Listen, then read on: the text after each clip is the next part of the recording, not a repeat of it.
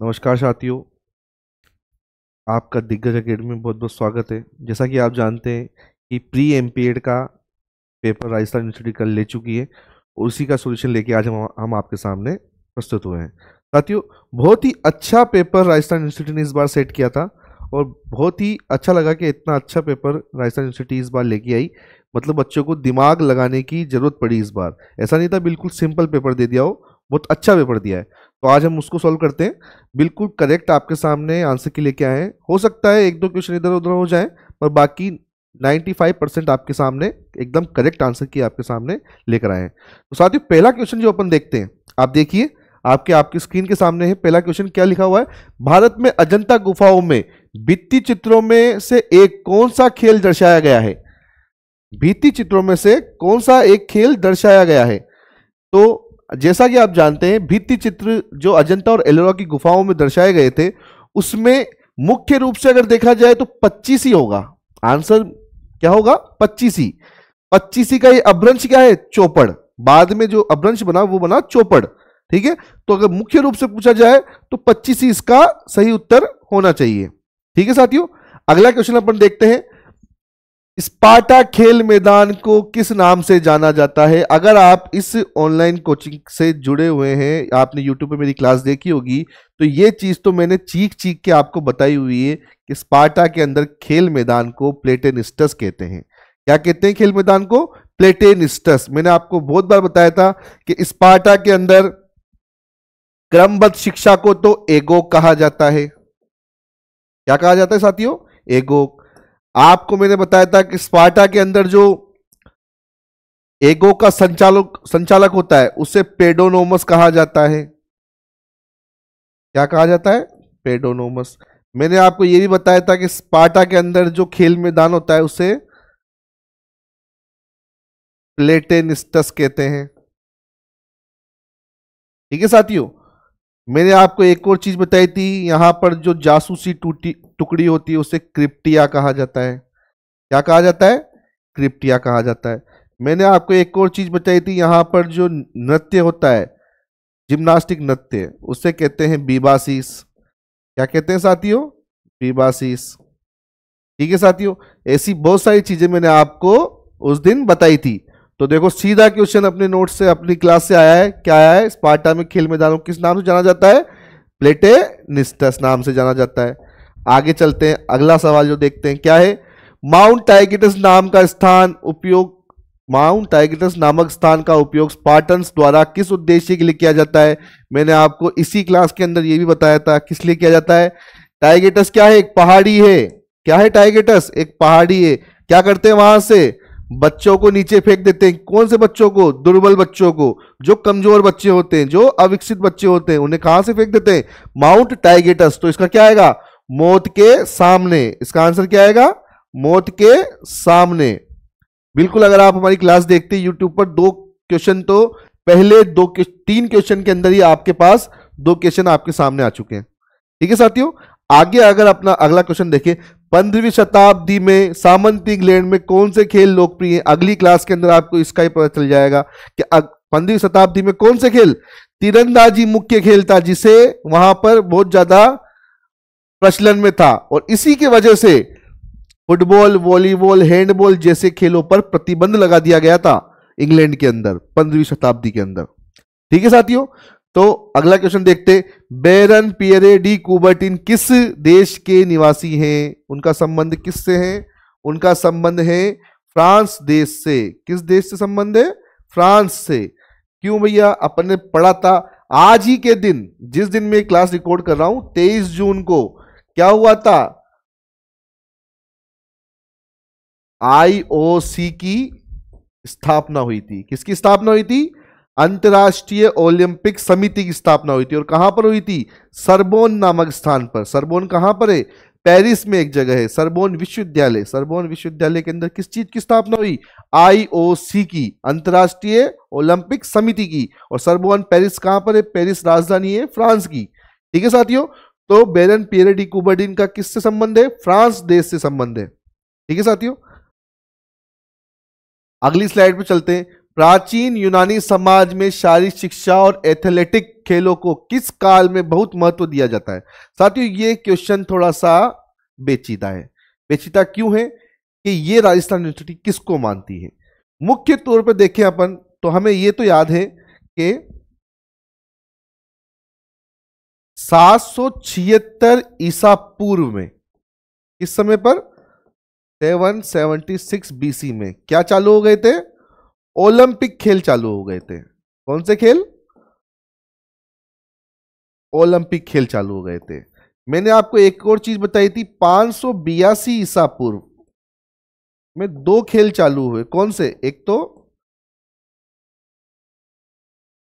Pythian. कौन से खेल? पाइथियन। और एक कौन से हुए? इस्थेमियन।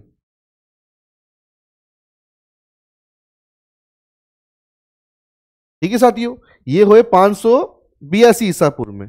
और 573 ईसा पूर्व में हुए नीमियन खेल। ठीक है साथियों, तो ये जब खेल चालू हुए तो ये जो इसका कालखंड दिख रहा है हमें हमें मुख्य रूप से इसका कालखंड कब का दिख रहा है? तो मेरे हिसाब से इसका कालखंड होना चाहिए 600 से 500। मगर ये राजस्थान यूनिवर्सिटी के ऊपर बिल्कुल उनके ऊपर डिपेंड करता है कि वो किसको मानते हैं और किस आधार को मानते हैं, किस जगह से आधार लिया है और किस चीज को मानते हैं, ये उनके ऊपर होगा। ठीक है साथियों, तो मेरे हिसाब से इसका होना चाहिए 600 से 500 ईसा पूर्व, क्योंकि पहले जब ओलंपिक चालू हुए, जब यहां पर सिर्फ एक ही दौड़ थी, उसका नाम क्या था? स्टेड। एक दौड़ चलती थी उस समय पर बस सिर्फ, और वो कितने मीटर की थी? 190 मीटर या फिर 200 गज की एक सीधी दौड़ थी, उसे क्या कहते थे? स्टेड या फिर स्टेडियम। ठीक है साथियों, तो उस समय पर इतना खेलों का प्रचार प्रसार नहीं था। जैसे ही हम थोड़ा नीचे आते हैं, थोड़ा साल आगे चलते हैं, तब खेलों का प्रचार प्रसार यूनान के अंदर ज्यादा हो गया था। तो ये बिल्कुल एक सब्जेक्टिव क्वेश्चन है। राजस्थान यूनिवर्सिटी कहां से मानती है और किसको मानती है, ये उनके ऊपर डिपेंड करता है। आगे चलते हैं साथियों। श्री व्यायाम प्रसारक मंडल, श्री हनुमान व्यायाम प्रसारक मंडल अमरावती की स्थापना किस वर्ष हुई? बहुत ही अच्छा क्वेश्चन है साथियों, ये आपको बिल्कुल याद होना चाहिए कि भैया पहली बात तो ये है कहां पर? 1914 में 2 भाई थे। कितने भाई थे? 2। एक का नाम तो क्या था? अंबा। दूसरे का नाम क्या था? अनंत। क्या नाम था दूसरे का? अनंत। इन दोनों, ये दोनों क्या थे? वेद भाई थे, वेद बंधु बोलते हैं जिन्हें। वेद भाइयों ने, इनने किसकी स्थापना करी 1914 में? हनुमान क्लब की। किसकी करी? हनुमान क्लब की। ये दोनों स्वतंत्रता सेनानी थे। कौन? अंबा व अनंत। दोनों अंबा व अनंत वेद बंधु दोनों क्या थे? स्वतंत्रता सेनानी थे। अब इनने किस चीज की स्थापना करी 1914 में? हनुमान क्लब की। इस हनुमान क्लब ने 1924 में एक 5 हफ्ते का 6 हफ्ते का सर्टिफिकेट कोर्स चलाया, और जो सर्टिफिकेट मिला उन्हें कहते थे व्यायाम विशाला। ठीक है, सर्टिफिकेट जो मिला उसे क्या कहते थे? व्यायाम विशाला। अब 1924 में सर्टिफिकेट कोर्स चलाया, 1936 में ये ही कॉलेज वाले व्यक्ति ये कहां गए? बर्लिन ओलंपिक गए। कहां पर गए? Berlin Olympic. वहां पर क्या किया? देसी खेलों का प्रदर्शन किया। ठीक है साथियों, फिर साल आता है 1949। कौन सा साल आता है? 1949। इस साल में ये कहां गए? स्वीडन। स्वीडन की राजधानी स्टॉकहोम। स्टॉकहोम में क्या किया इनने?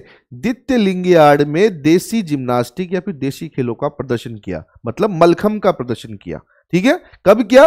द्वितीय लिंगियार्ड के अंदर। मैंने, अगर आपने इतिहास में पढ़ा हो, मैंने जब आपको इतिहास पढ़ाया था उसमें पढ़ाया था हनुमान व्यायाम प्रसारक मंडल के बारे में। तो उसमें क्या था कि ये एक तो बर्लिन ओलंपिक गए थे। बर्लिन ओलंपिक किस लिए गए? देसी खेलों का प्रचार प्रसार करने।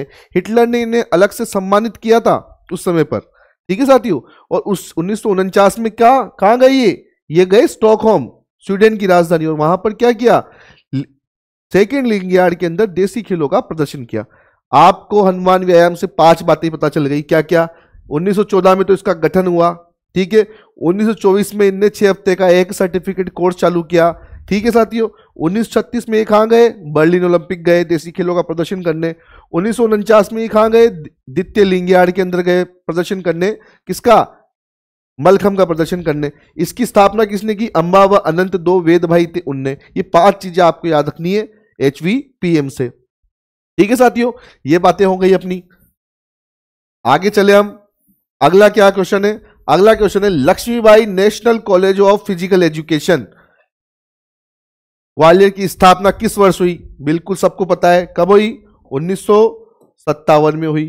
कब हुई? 1957। ये तो सबको पता है। अब आगे की बात पढ़ते हैं भैया, आगे क्या था? 1957 में तो क्या हुई शुरुआत? किसने की? किसने की भैया इसकी? वो कौन थे इसके प्रथम प्राचार्य? PM Joseph. क्या नाम था उनका? पुथई पुराई मैथ्यू जोसेफ। कहां के रहने वाले थे? केरला के। इससे पहले कहां पर प्रशिक्षण दे रहे थे? राष्ट्रीय शारीरिक शिक्षा महाविद्यालय कांदीवली में, कांदीवली मुंबई के अंदर प्रशिक्षण दे रहे थे। उसके बाद यहां पर आए। ठीक है साथियों, उसके बाद अपन को याद रखना है यह विश्वविद्यालय सर्वप्रथम किससे मान्यता प्राप्त था? इस विश्वविद्यालय को, इस विश्वविद्यालय को सबसे पहले विक्रम विश्वविद्यालय से मान्यता प्राप्त थी। इस विश्वविद्यालय से? विक्रम विश्वविद्यालय। कहां पर है? ग्वालियर के अंदर। इसका नाम क्या था पहले जब 1957 में चालू हुआ? LCPE, Lakshmibai college of physical education. ठीक है साथियों, अब आता है साल 1964। 1964 में इसको मान्यता किससे मिल जाती है? जीवाजी विश्वविद्यालय से। किससे मिल जाती है? जीवाजी विश्वविद्यालय से। कौन से विश्वविद्यालय से? जीवाजी विश्वविद्यालय से। अब साल आता है 1973। इसका नाम हो जाता है LNCPE, Lakshmibai national college of physical education. अब इसके आगे क्या लग गया? नेशनल लग गया। यहां पर क्या लग गया? नेशनल। पहले क्या था? LCPE, Lakshmibai college of physical education. अब क्या लग गया? नेशनल। ठीक है साथियों, अब साल आता है 1982। ये कैसा बन जाता है? ऑटोनोमस कॉलेज बन जाता है। कैसा कॉलेज? स्वायत्त संस्था बन जाती है थोड़ी सी। मतलब थोड़ा सा ये कार्य, हर चीज यूनिवर्सिटी से पूछने की जरूरत नहीं, थोड़ा बहुत काम खुद भी कर सकता है। ठीक है साथियों, 1982 में। फिर आता है साल 1995। अब ये क्या बन जाता है? सम विश्वविद्यालय। कौन सा विश्वविद्यालय? सम विश्वविद्यालय।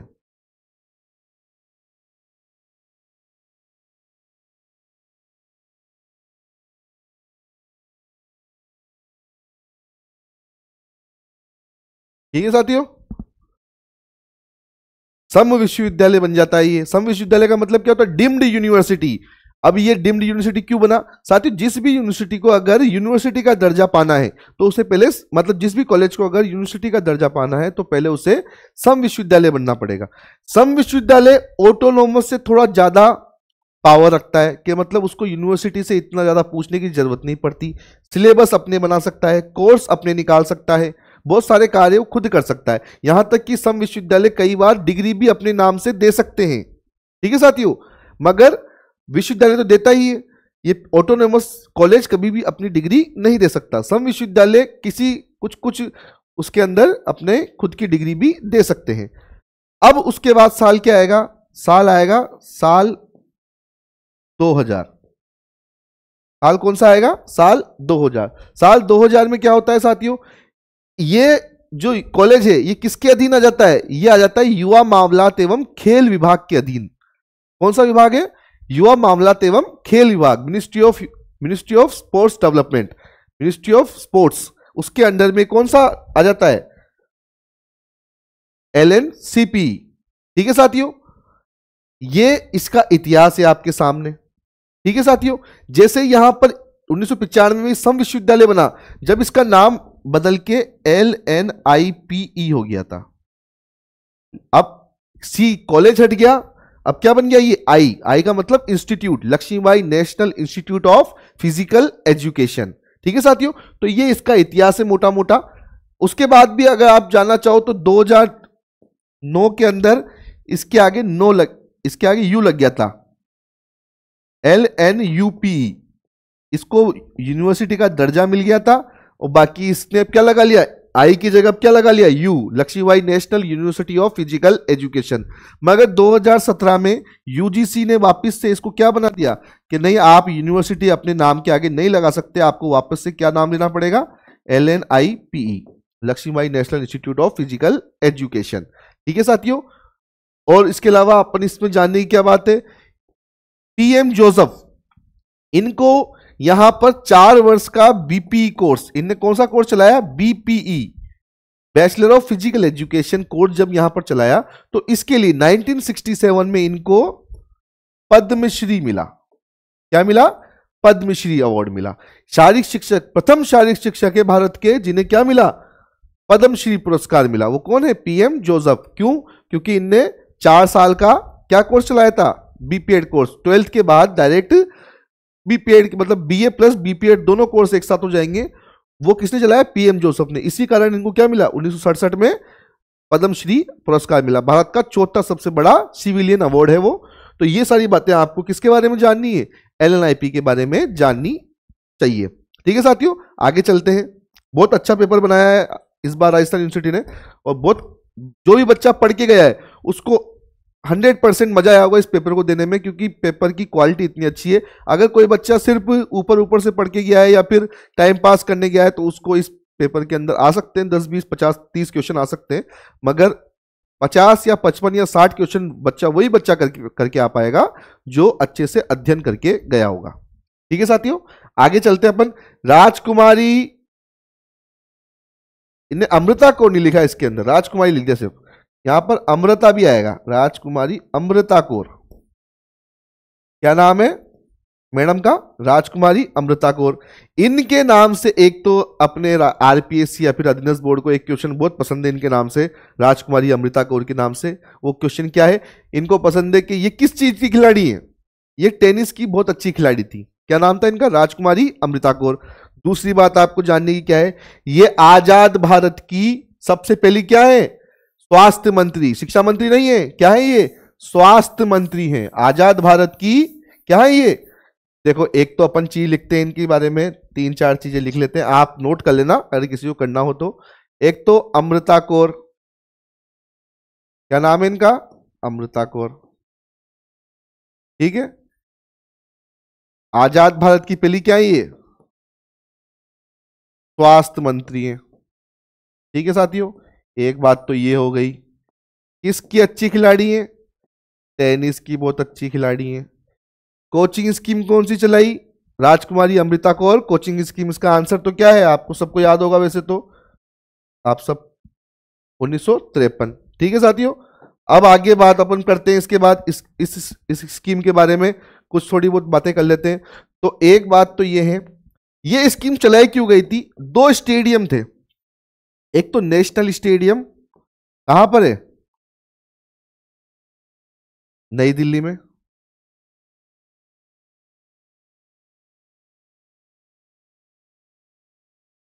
ठीक है, और एक है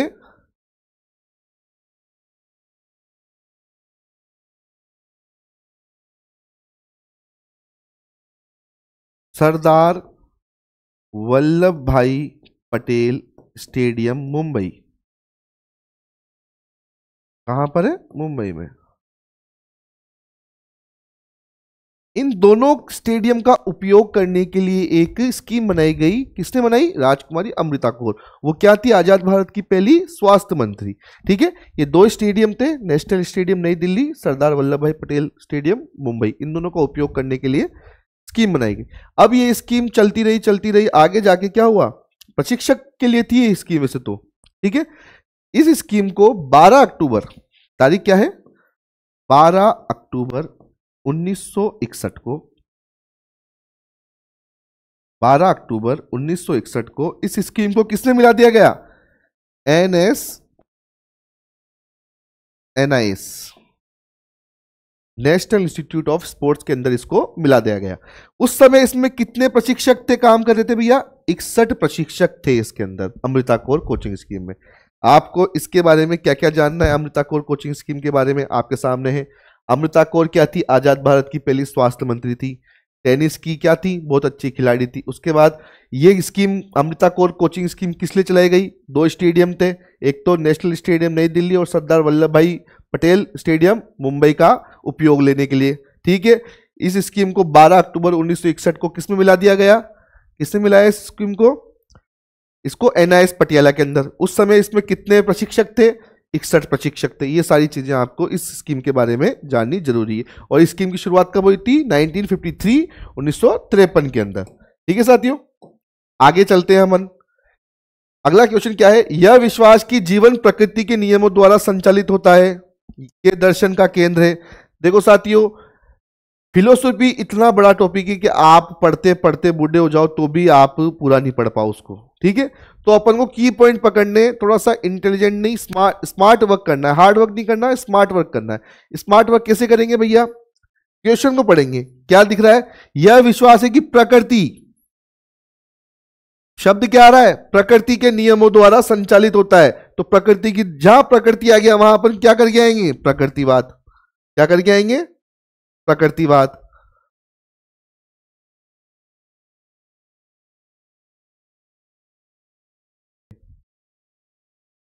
ठीक है साथियों, यह विश्वास है कि प्रकृति के नियमों द्वारा संचालित होता है। जहां प्रकृति आ गया वहां अपन क्या करके आएंगे? प्रकृतिवाद। सिंपल सी बात है। आगे चलते हैं, अगला क्वेश्चन देखते हैं। अगला क्वेश्चन क्या है? यह विश्वास की वास्तविकता मानव अस्तित्व और व्यक्तिगत अनुभवों पर आधारित है, जो यह निर्धारित करती है कि सत्य है, जो कि क्या सत्य है, किस दर्शन का केंद्र है। अब देखो साथियों, यहां भी अपन को स्मार्ट वर्क करना है। क्या करना है? Smart work. कैसे करना है? कीवर्ड क्या दिख रहा है? अस्तित्व दिख रहा है, और यहां पर देखो अस्तित्ववाद सामने आपके है। ठीक है साथियों, पहली बात तो ये। अब अस्तित्ववाद दिया किसने? अंग्रेजी में से कहते हैं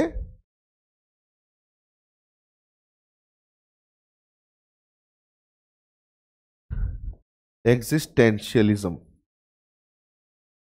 ठीक है, इसे किसने दिया? तीन व्यक्ति थे। एक का नाम था किर्कगार्ड,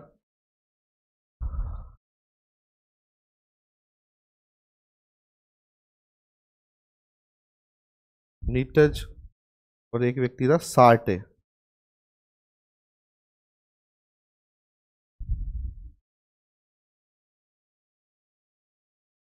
सार्टे, ये तीन व्यक्ति थे मुख्य रूप से। इसके अंदर कौन है? किर्कगार्ड इसके अंदर व्यक्ति है। क्या नाम है उनका? किर्कगार्ड।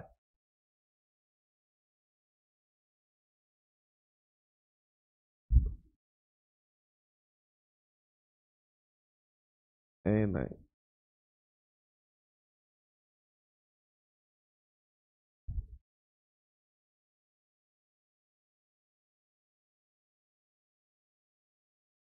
सार्टे। ये तीन व्यक्ति थे उस समय पर, ये इसके पिता माने जाते हैं, किर्कगार्ड, नीटज और सार्टे। ठीक है साथियों, कौन सा है? अस्तित्ववाद। ठीक है, अगला क्वेश्चन क्या है? वह दर्शन जो सत्य तक पहुंचने के लिए वैज्ञानिक तरीकों में उपयोग पर जोर देता है। बिल्कुल, जहां भी वैज्ञानिक तरीके आ जाए, एक बात याद रखनी है, कौन है? यथार्थवाद। यथार्थवाद किसने दिया है? अरस्तु ने। यथार्थवाद के पिता कौन है? अरस्तु। सिंपल सी बात है, जहां भी वैज्ञानिक दृष्टिकोण की बात आ जाए वहां किसको करके आओगे आप? सीधा सा बात है, अरस्तु।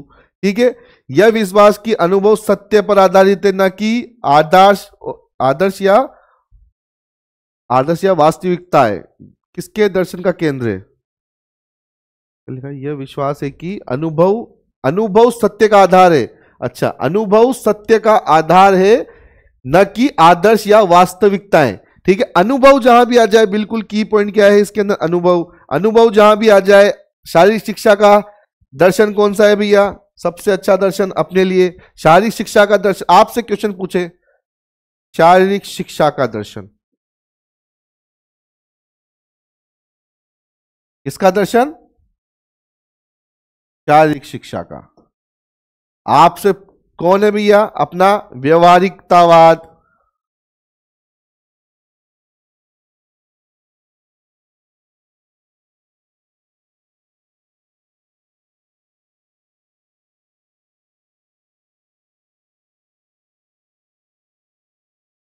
क्या नाम है? व्यवहारिकतावाद। इसी को अपन क्या बोलते हैं? गतिशीलतावाद। क्या बोलते हैं? गतिशीलतावाद। ठीक है साथियों, व्यवहारिकता को अपन क्या बोलते हैं? गतिशीलतावाद। क्या बोलते हैं? गतिशीलतावाद। ठीक है साथियों, अब ये दिया किसने है? जॉन डीवी ने। किसने दिया है? जॉन डीवी ने दिया है भैया। ठीक है, आपसे पूछे शारीरिक शिक्षा का दर्शन कौन सा है? गतिशीलतावाद, व्यवहारिकतावाद। ठीक है साथियों, इसको अंग्रेजी में क्या बोलते हैं? प्रैग्मेटिज्म। क्या बोलते हैं? प्रैग्मेटिज्म बोलते हैं। ठीक है साथियों, आपसे पूछे अनुभव पर आधारित कौन सा है? तो भी यही है अपना ही। अनुभव ही तो लेते हैं शारीरिक शिक्षा में अपन, अनुभव से ही तो ज्ञान प्राप्त करते हैं, इसीलिए इसको क्या बोलते हैं? शारीरिक शिक्षा का दर्शन बोलते हैं। ठीक है साथियों, किसने दिया है? जॉन डीवी ने दिया है। आगे चलो, यह विश्वास की मन और शरीर अलग अलग सत्ताएं हैं और उससे क्या कहा जाता है? ये साथियों, अगर आप थर्ड ग्रेड और सेकंड ग्रेड की तैयारी कर रहे हो तो आपके कोर्स का भाग नहीं है। क्यों नहीं है? क्योंकि अपने जो दर्शन दे रखे हैं साफ साफ दे रखे हैं। अपने दर्शन कौन कौन से? आइडियलिज्म, आदर्शवाद, यथार्थवाद, प्रकृतिवाद और प्रगतिशीलतावाद। ठीक है साथियों, ये अपने दर्शन, ये भारतीय दर्शन है। द्वैतवाद, अद्वैतवाद, ये भारतीय दर्शन के अंदर आते हैं। ठीक है साथियों, ये अपने पीटीआई सिलेबस में अभी तक तो इंक्लूड नहीं है, ये राजस्थान यूनिवर्सिटी ने दिए हैं, ये प्री एमपीएड का पेपर है, इसलिए आप इनको देख के घबरा मत जाना, क्योंकि हमें तो लिखाया नहीं है या फिर हमने पढ़ा नहीं कहीं भी। ये ऐसा इसलिए नहीं लिखाया आपको किसी भी कोचिंग में, ना किसी कोचिंग में पढ़ाया। क्यों? क्योंकि आपके सिलेबस का भाग नहीं है।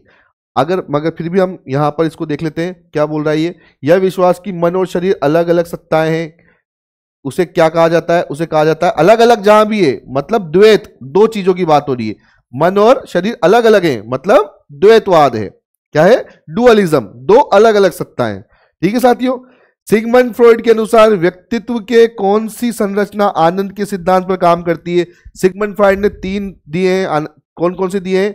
Id, ego, super ego. एक का नाम तो क्या है?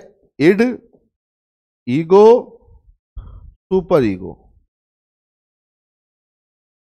साथियों, आपने साइकोलॉजी में जरूर पढ़ा होगा ये। इड का क्या है? इड आनंद के प्रिंसिपल पर काम करता है, प्लेजर के प्रिंसिपल पर। मतलब हर चीज जल्दी चाहिए, कुछ भी हो मुझे मिल जाए। जैसे बच्चे क्या है, उन्हें अगर चॉकलेट दिख गई तो वो आपको बाजार में भी लौट जाएंगे, वो बाजार में भी गिर जाएंगे, मुझे चॉकलेट दिला दो कैसे भी। उनको आनंद चाहिए, उन्हें समय से मतलब नहीं, उन्हें क्या चाहिए? अभी आनंद, सीधा कुछ ना, जो भी चाहिए अभी चाहिए। ठीक है, तो आनंद का प्रिंसिपल कौन सा होता है? इड। कौन सा होता है? इड। ईगो क्या करता है? ईगो इड और सुपर ईगो में समन्वय बना के रखता है। कैसे? उसे भी, अगर मान लो जैसे आप अभी एक वयस्क व्यक्ति है, वयस्क व्यक्ति को अगर चॉकलेट खानी है तो अगर उसको नहीं मिली तो क्या वो मर जाएगा? क्या वहां पर लौट जाएगा कि उस जगह पर जाकर? नहीं, वो क्या करेगा कि मेरे पास जब पैसे आएंगे मैं जब खा लूंगा। ठीक है, मेरे पास जब पैसे आएंगे मैं जब खा लूंगा, जब मेरे पास मेरी पॉकेट अलाउ करेगी जब खा लूंगा, या फिर किसी से मांग के बाद में खा लूंगा। ऐसा जरूरी नहीं है कि वहां लेट जाएगा किसी के सामने। ठीक है, अगर आप अपने घर वालों के साथ जाते हो और आप पापा से बोलते हो, आप मम्मी से बोलते हो कि पापा मुझे पानी पूरी खानी है या फिर चाट खानी है, अगर पापा मना कर दे तो क्या लौटते होगे जमीन पर? नहीं, क्यों नहीं लौटते? आप भी लौटने चाहिए। बच्चा लौट जाता है क्योंकि बच्चे को क्या चाहिए? प्लेजर अभी चाहिए। आप क्या हो अभी? कौन सी काल में हो? ईगो में। ईगो मतलब आप इड और इच्छाओं और जरूरतों के बीच में समन्वय बना लेते हो। और तीसरा कौन सा आता है? Super ego. ये होता है कि हर चीज वो देने के लिए, आप अगर आपके दादाजी और नाना जी जो होंगे उनके पास जब जाते होंगे आप, तो वो आपको हर चीज दे देते हैं। अगर उनको भी कुछ खाना हो और आपको भूख लग रही हो तो रोटी, अपनी रोटी भी आपको दे देंगे। जैसे आपकी माँ अगर भूख लग रही होगी, आपको एक ही रोटी होगी घर में तो भी वो एक रोटी भी आपको दे देंगी। तो आपकी माँ इस समय कौन से उसमें है? सुपर ईगो वाले फेज में है। ठीक है, जो दे देना, हर किसी को, खुद के लिए ना रखना, सबको दे देना। ठीक है, तो इसमें क्वेश्चन क्या पूछा है? सिगमंड फ्रॉइड के अनुसार व्यक्तित्व की कौन सी संरचना आनंद के सिद्धांत पर?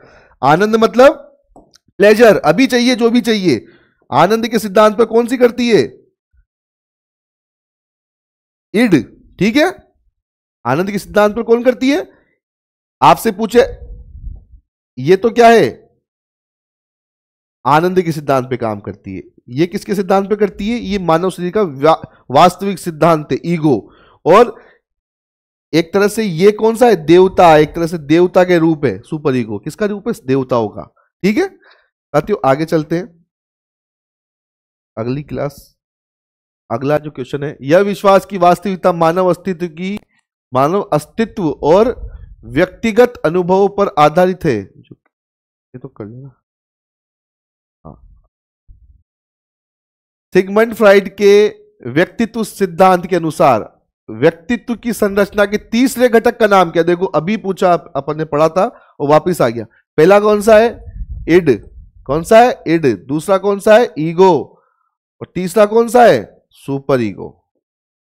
कौन सा है, सुपर ईगो। ठीक है साथियों, तो इसका आंसर क्या होगा, सुपर ईगो। अपन थोड़ा तेज तेज चलते हैं, आगे चलते हैं। इसके बाद पुरुष एथलीट के लिए प्रति किलोग्राम शारीरिक द्रव्यमान के लिए प्रोटीन की आवश्यकता कितनी होती है। प्रोटीन की आवश्यकता 0.8 से लेकर 1 के बीच में होती है। ठीक है साथियों, तो मेरे अनुसार तो इसका आंसर होना चाहिए 0.83, मगर 1 भी इसका आंसर हो सकता है। अब राजस्थान यूनिवर्सिटी क्या मानती है वो उनके ऊपर है। ठीक है साथियों, एक गतिहीन व्यस्त को इष्टतम कार्य बनाए रखने के लिए प्रतिदिन कितने पानी की आवश्यकता होती है। मेरे हिसाब से तो 2 मिलीलीटर पर किलो कैलोरीज की ऑफ एनर्जी एक्सपेंडिचर उसको चाहिए होता है। बाकी इसका आंसर भी राजस्थान यूनिवर्सिटी जब बताएगी उसी के बाद कंफर्म कर पाएंगे अपन। ठीक है साथियों, आगे चलते हैं। सभी पोषक तत्वों का पाचन और अवशोषण कितने प्रतिशत एक छोटी आंत में होता है। 90% तक किसमें हो जाता है, छोटी आंत में। देखो मेरी बात सुनो, आपसे पूछे पाचन की शुरुआत कहां पर होती है। ठीक है, क्या पूछेगा आपसे, पाचन की शुरुआत पूछे आपसे। ठीक है, ये कहां पर होती है, मुख में हो जाती है। दूसरा क्वेश्चन पूछे आपसे, प्रोटीन का पाचन कहां पर होता है, आमाशय में। ठीक है साथियों, आपसे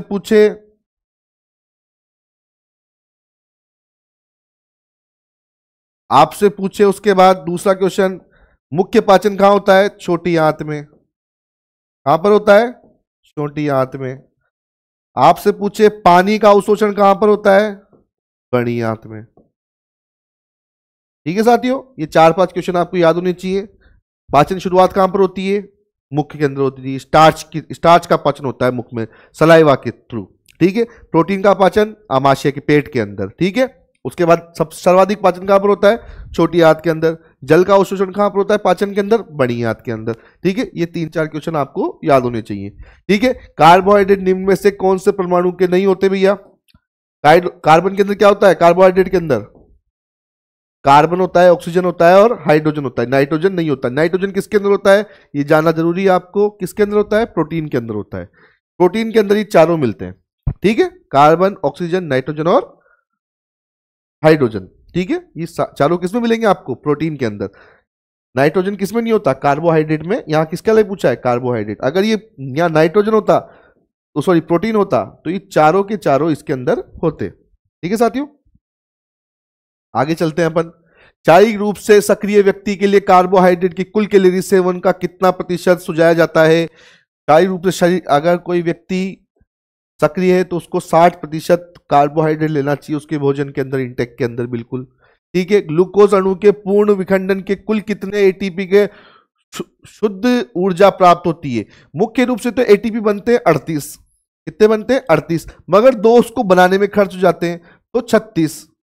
ठीक है साथियों, तो इसमें से वो क्या मानते हैं उनके ऊपर है, बाकी होने तो 38 सही है। ठीक है साथियों, 36 वो अगर मानेंगे तो इसलिए मानेंगे कि जो एटीपी को बनाने में की जो ऊर्जा खर्च होती है तो 2 एटीपी उस चीज में खर्च हो जाते हैं, माइटोकॉन्ड्रिया के अंदर, क्रेब्स साइकिल के अंदर। ठीक है साथियों, कार्ल रोजर और अल्फ्रेड एडलर द्वारा व्यक्तित्व अध्ययन की दृष्टिकोण का नाम किस नाम से। मुझे लगता है इसका आंसर होना चाहिए पूर्ति दृष्टिकोण, द फुलफिलमेंट अप्रोच, जो कार्ल रोजर ने अपनाई थी। ठीक है साथियों, किसी विशिष्ट परिस्थिति में प्रति कोई भावनात्मक प्रतिक्रिया जिससे परिणाम स्वरूप भय, तनाव, आशंका की भावना उत्पन्न होती है, उसे क्या कहते हैं, उसे कहते हैं स्थिति चिंता, एंजाइटी। टॉपिक क्या है, एंजाइटी।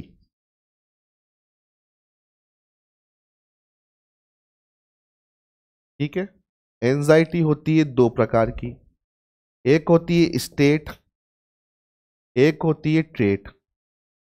ठीक है साथियों, स्टेट का मतलब क्या होता है, जब आप कोई कार्य कर रहे हो, जैसे आप पीटीआई भर्ती का पेपर देने गए थे कल, तो उस समय पर जो आपको डर लगता है वो तो कौन सी है, स्टेट या फिर स्थिति चिंता। ठीक है, स्थिति के द्वारा उत्पन्न हुई चिंता है वो। ठीक है, उसी समय हो रही है, हमेशा नहीं होती है आपको। जब आप घर पे रहते हो, जब आपको वो चिंता नहीं होती, जब आप पेपर आपके सामने आए, तब आपके जो हार्ट बीट तेज हो रही है, हाथ पांव फूल रहे हैं, पसीना आ रहा है, बार बार टॉयलेट करने का मन कर रहा है, वो कौन सी है, स्थिति चिंता है। ठीक है, मगर किसी व्यक्ति के व्यक्तित्व का भाग ही बन जाए चिंता होना, बार बार उसे चिंता हो रही है, चाहे वो घर पे बैठा है बाहर बैठा है तो भी उसे चिंता हो रही है, तो उसे कौन सी कहेंगे अपन, ट्रेट एंजाइटी। कौन सी कहेंगे, ट्रेट एंजाइटी। ठीक है साथियों, तो यहां पर कौन सी हो रही है, क्या बोल रहा है, किसी विशिष्ट परिस्थिति में हो रही है, पहली बात तो। ठीक है, उसके बाद अगली बात क्या बोल रहा है ये, किसी विशिष्ट परिस्थिति में कोई भावनात्मक प्रतिक्रिया जिसमें परिणाम स्वरूप भय, तनाव, आशंका की भावना उत्पन्न हो रही है, मतलब विशिष्ट परिस्थिति में हो रही है, तो मतलब ये स्थिति जनित है। क्या है, स्थिति जनित है, कोई ट्रेट एंजाइटी है, सॉरी स्टेट एंजाइटी है। ठीक है साथियों, आगे चलते हैं अपन। आगे क्वेश्चन क्या है, किसी व्यक्ति की सीखने की क्षमता और इच्छा को प्रभावित करने वाले मनोवैज्ञानिक और शारीरिक कारकों को क्या कहते हैं। देखो, किसी व्यक्ति की सीखने की क्षमता और इच्छा जब भी जागेगी जब तत्परता होगी। इच्छा जब होगी जब तत्परता होगी। कब होगी, जब तत्परता होगी, वरना इच्छा नहीं हो सकती। ठीक है साथियों, तो इसका आंसर क्या होगा, तत्परता या फिर रेडीनेस। ठीक है, ज्ञान प्राप्त करने, किसी गतिविधि में कौशल में सुधार करने, किसी समस्या को हल करने और किसी नई स्थिति में समायोजन करने की प्रक्रिया को क्या कहा जाता है, सीखना कहा जाता है। क्या कहा जाता है, सीखना कहा जाता है। आगे चले, कार्रवाई के लिए उत्तेजना की अवधारणा को क्या कहा जाता है। भैया, कार्रवाई के लिए अगर किसी चीज को कार्रवाई करनी, पहले आपको नीड होगी किसी चीज की, नीड से क्या उत्पन्न होगी, ड्राइव उत्पन्न होगी, और ड्राइव से आप कोई कार्य करोगे। ठीक है, तो ये क्या बोल रहा है, कार्रवाई के लिए उत्तेजना की अवस्था को क्या कहा जाता है, उसको कहा जाता है प्रेरणा या फिर ड्राइव कहा जाता है। क्या कहा जाता है, ड्राइव कहा जाता है। ठीक है साथियों, आगे क्या है, a condition with in the individual that initiate activity directed toward A goal is called, या फिर व्यक्ति के भीतर वह स्थिति जो लक्ष्य की ओर निर्देशित गतिविधि आरंभ करती है, उसे क्या कहा जाता है, उसे कहा जाता है प्रेरणा। यहां पर प्रेरणा का मतलब क्या है, मोटिवेशन। कोई चीज जो आपको आगे खींच रही है वो क्या है, मोटिवेशन। क्या है, मोटिवेशन। मोटिवेशन कितने प्रकार की होती है भैया, मोटिवेशन दो प्रकार की होती है। कितने प्रकार की, दो प्रकार की। एक तो होती है इनेट, या फिर इसको बोलते हैं आंतरिक। आप बोल लो आंतरिक। एक कौन सी होगी, बाहरी।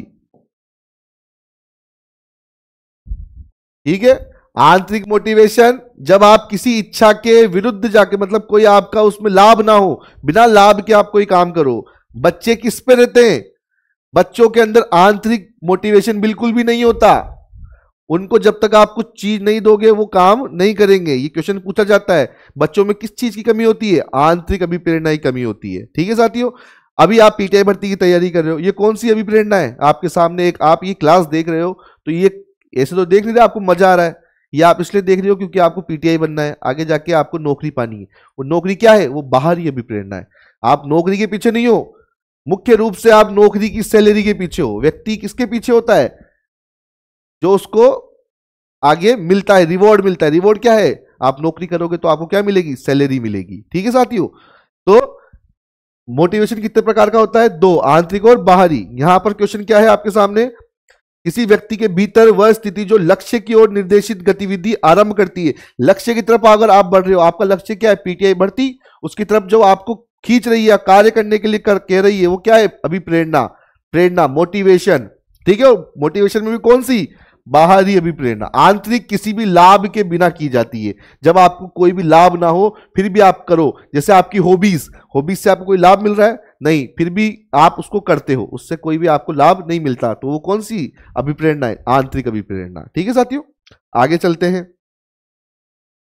अगला क्वेश्चन क्या है, वह दृष्टिकोण जिसमें मन और शरीर को एक संयुक्त और एकीकृत इकाई के रूप में माना जाता है, वो कौन सी होगी, अद्वैतवाद या फिर मोनोइज्म।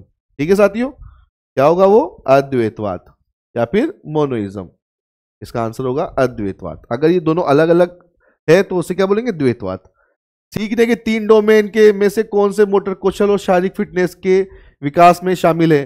पहली बात तो सीखने के मोटर डोमेन दिए किसने, ये बात आपको याद होनी चाहिए। किसने दिए भैया? ब्लूम ने दिए। पहली बात तो किसने दिए? ब्लूम ने 3 दिए। कौन कौन से दिए? एक तो दिया है कोग्नेटिव। कौन सा दिया है? कोग्नेटिव, या फिर इसको क्या बोलेंगे अपन, संज्ञानात्मक। ठीक है। एक कौन सा दिया है? इमोशनल। इसको अपन क्या बोलते हैं? भावनात्मक। तीन सा कौन सा दिया है भैया? तीसरा दिया है साइकोमोटर। ठीक है साथियों, 3 किसने दिए हैं? पहली बात तो ये 3 ये दिए हैं 3 किसने? ये दिए हैं ब्लूम ने। डोमेन किसने दिए? 3 डोमेन। और उसमें भी क्या पूछता है? शारीरिक की बात कर रहा है, शरीर से संबंधित। मतलब कॉग्निटिव किससे संबंधित है? आपकी बुद्धि से, आपके दिमाग से। भावनात्मक आपकी भावनाओं से। ठीक है। और साइकोमोटर किससे संबंधित है? शारीरिक गतिविधि से, मोटर एक्टिविटीज से। तो इसके अंदर क्या आएगा? Psychomotor domain. क्या आएगा? Psychomotor domain. आपको ये याद रखना है, ये 3 उद्देश्य दिए किसने? ब्लूम ने दिए हैं। आगे चलें। सीखने का संज्ञानात्मक क्षेत्र मुख्य रूप से किसके संबंधित है भैया? ज्ञान की प्राप्ति और बौद्धिक कौशल का विकास, दोनों है भैया। ए और 3 दोनों होगा इसका आंसर। ठीक है साथियों, आगे चले अपन। सीखने के सिद्धांत यानी कंडीशन द्वारा सीखना। कंडीशन किसने सिखाया था भैया? पेवलो, इवेन पेवलो। कुत्ते की घंटी बांध दी, कुत्ते को यहाँ पर लार घंटी की यहाँ पर उसने लगा दी थी और घंटी बजा के उसकी लार निकलती थी। कंडीशन किया था ना उसने उसको। ठीक है, तो कौन सा होगा? वाटसन व इवेन पेवलो। इनने दूसरे को थोड़ी समझदारी दिखाई। यहाँ पर क्या किया इनने? यहाँ वाटसन भी जोड़ दिया साथ में। ठीक है। और पीछे पीछे पावलो का नाम भी क्या कर दिया? पावलोविस, जो बच्चा कंफ्यूज हो जाए। जब वहां पर बच्चा डरता है ना, तब ऐसी गलतियां होती है वहां पर। ये अभी आपको लग रहा होगा कि यार ये तो बहुत सिंपल क्वेश्चन है, मगर जब आप वहां बैठते हो, भर्ती के अंदर बैठता है ना व्यक्ति, जब डर लगता है इन क्वेश्चनों से। ठीक है साथियों, जब गलतियां होती है तो वाटसन और पेवलोविस इसका नाम होगा। मानव शरीर के कंकाल तंत्र में कुल कितनी हड्डियां होंगी भैया? 206 हड्डियां होंगी, सबको पता है। ठीक है, आगे चलो। उस मांसपेशी का नाम बताएं जो निचले जोड़ों के अग्रबाहु के विस्तार के लिए मुख्य रूप से जिम्मेदार है। Name the muscle which is primary responsible for extension of four arm in elbow joint. भैया एल्बो जॉइंट ये रहा, अग्रबाहु। अब इसको अपन एक्सटेंशन करेंगे, ये एक्सटेंशन हो गया, तो कौन सी? फ्लेक्शन करेंगे तो बाइसेप काम आएगी, एक्सटेंशन करेंगे तो ट्राइसेप काम आएगी। सिंपल सा क्वेश्चन है, क्या होगा इसका आंसर? ट्राइसेप। घुटने के जोड़ पर निचले पैर के लचीलेपन के लिए जिम्मेदार मांसपेशी का नाम बताया। अब बताओ, लचीलापन लिखा है, इसको फ्लेक्शन लिखना चाहिए यहां पर। Name the muscle which is responsible flexion of lower leg at the knee. कौन सी होगी भैया? निचले जोड़ को फ्लेक्शन करने के लिए ये निचले जोड़ को फ्लेक्शन करने के लिए कौन सी जिम्मेदार होगी? पांव की हैमस्ट्रिंग। पीछे की तरफ जो मांसपेशी होती है उसका नाम क्या है? हैमस्ट्रिंग। क्या नाम है? हैमस्ट्रिंग। अब आपको एक चीज याद रखनी है, हैमस्ट्रिंग मांसपेशी 3 मांसपेशी समूह का, कितनी होती है हैमस्ट्रिंग मांसपेशी? 3 मांसपेशी समूह का, 3 मांसपेशी होती है हैमस्ट्रिंग के अंदर। कितनी मांसपेशी होती है? 3 मांसपेशी। कौन कौन सी होती है? एक तो होती है बाइसेप फीमोरिस। कौन सी होती है? Bicep femoris. क्या लाउड हो रहा है? Bicep femoris.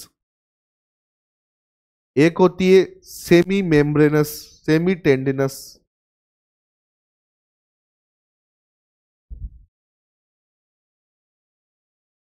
और एक होती है सेमी मेम्ब्रेनस।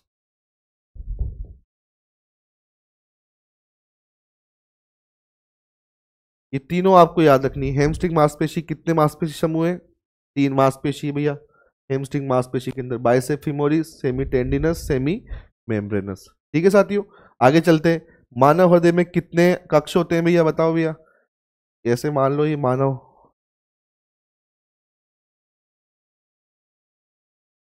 दायां आलिंद,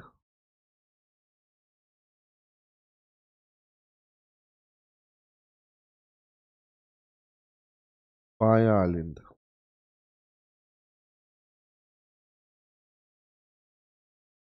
दायां निलय,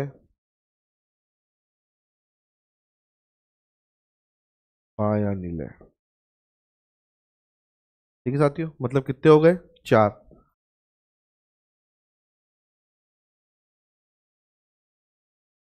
आंसर क्या हो जाएगा इसका? 4। ठीक है साथियों, आगे चले। व्यायाम के दौरान अनुमानित अधिकतम हृदय गति निर्धारित करने के लिए कौन सा सूत्र अ- अनुशास अनुशा अनुशासित है? क्या बात है।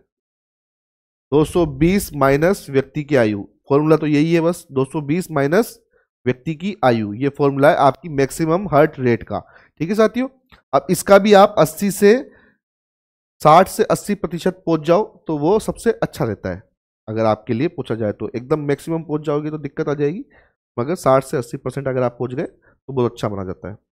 कार क्या कार्डियो रेस्पिरेटरी सिस्टम में क्या नहीं होता है?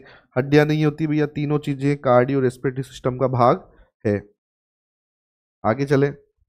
निम्नलिखित सभी मांसपेशी कूल्हे और घुटने के जोड़ों को कार्य कार्य करती है सिवाय एडक्टर मैग्नस। इसका आंसर होगा एडक्टर मैग्नस। ये दोनों में काम नहीं करती, सिर्फ कूल्हे में काम करती, नी में काम नहीं करती। बाकी तीनों कूल्हे और नी में दोनों में काम करती है। उसके बाद घुटने के जोड़ को खोलने के लिए किस क्रिया द्वारा किया जाता है? अबाउट द जॉइंट, हाँ, ये होगी पॉप्लिटिक्स। पॉप्लिटिस, वैसे नाम तो इसका पॉप्लिटिस है। ठीक है साथियों, कूल्हे के जोड़ को या फिर अनलॉकिंग द नी जॉइंट। ठीक है, कूल्हे के जोड़ को, घुटने के जोड़ को, सॉरी, घुटने के जोड़ को खोलने के लिए पॉप्लिटिस मांसपेशी का कार्य होता है। निम्नलिखित में से किस मांसपेशी को परिधि हृदय के रूप में जाना जाता है? भैया, परिधि हृदय के रूप में सोलियस मांसपेशी को जाना जाता है। क्यों जाना जाता है? ये वापस से, जैसे ओर्टा तो भेजती खून पूरे शरीर के अंदर, ये जो पाँव के अंदर जो खून होता है उनको वापस हृदय की तरफ भेजने के लिए कौन सी मांसपेशी काम करती है? सोलियस मांसपेशी कार्य करती है। आगे चलते हैं। कूल्हे का जोड़ का पर विस्तार गति किस मांसपेशी द्वारा होती है भैया? कूल्हे के जोड़ पे विस्तार, विस्तार हो गया भैया, वो होगा ग्लूटियस मैक्सिमस द्वारा। किसके द्वारा होगा? मतलब एक्सटेंशन किसके द्वारा होगा? ग्लूटियस मैक्सिमस के द्वारा। ठीक है साथियों, टखने के जोड़ किस प्रकार का जोड़ है? एंकल जॉइंट कैसा है? एंकल जॉइंट एक हिंज जॉइंट है। हिंज जॉइंट मतलब एक ही तरफ गति करेगा।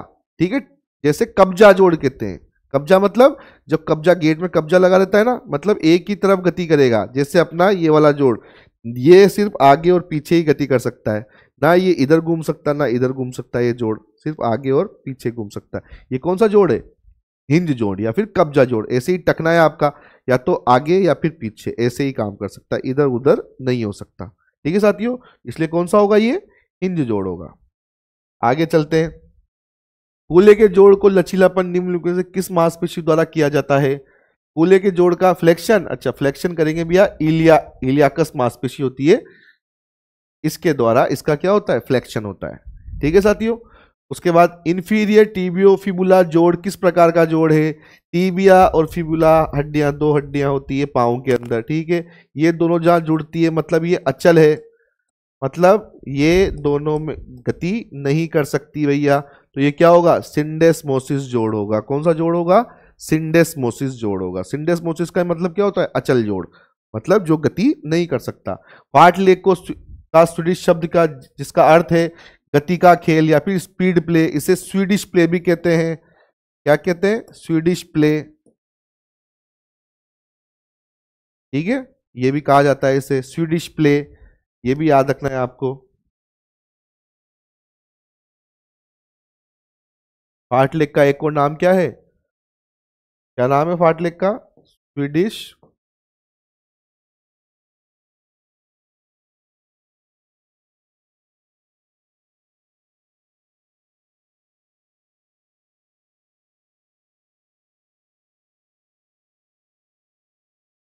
ये इसका उपनाम है। इसका एक और उपनाम क्या है? स्पीड प्ले या फिर गति से खेलना।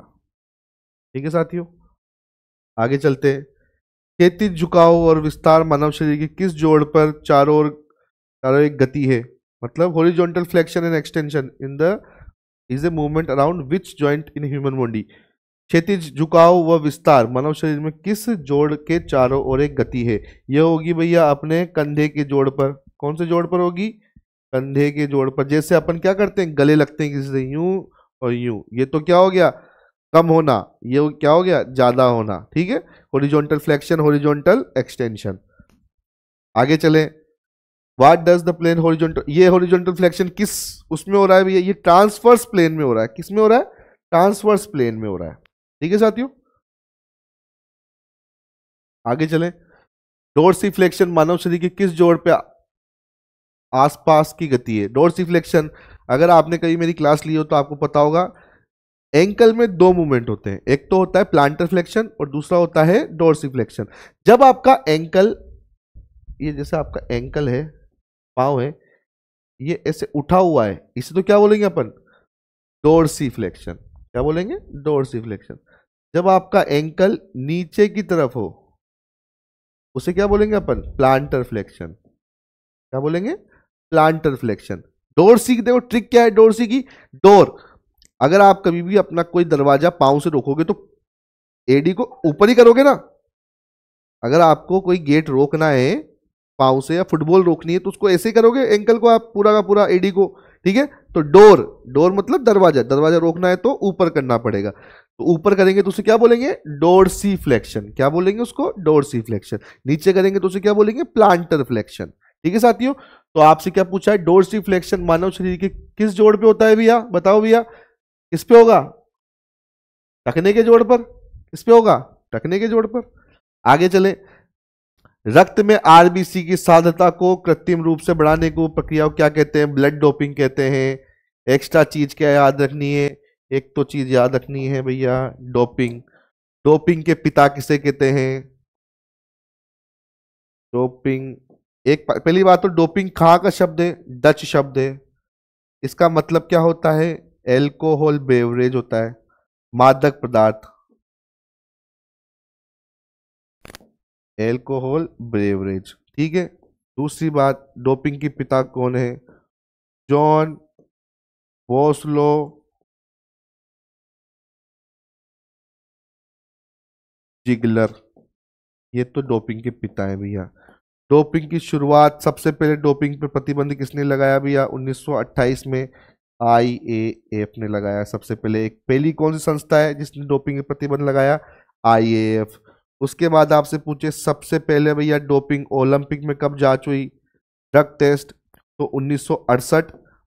ग्रीनोबेल, कौन सा, ग्रीनोबेल। और आपसे समर ओलंपिक पूछे तो मैक्सिको, ठीक है साथियों। आपसे पूछे एनाबॉलिक स्टेरॉइड की कब जांच हुई सबसे पहले, तो मॉन्ट्रियल में। हाँ, किस चीज की, एनाबॉलिक की। आपसे पूछे ब्लड डोपिंग की कब जांच हुई, कब हुई जांच, 1980 में। कहां पर हुआ था,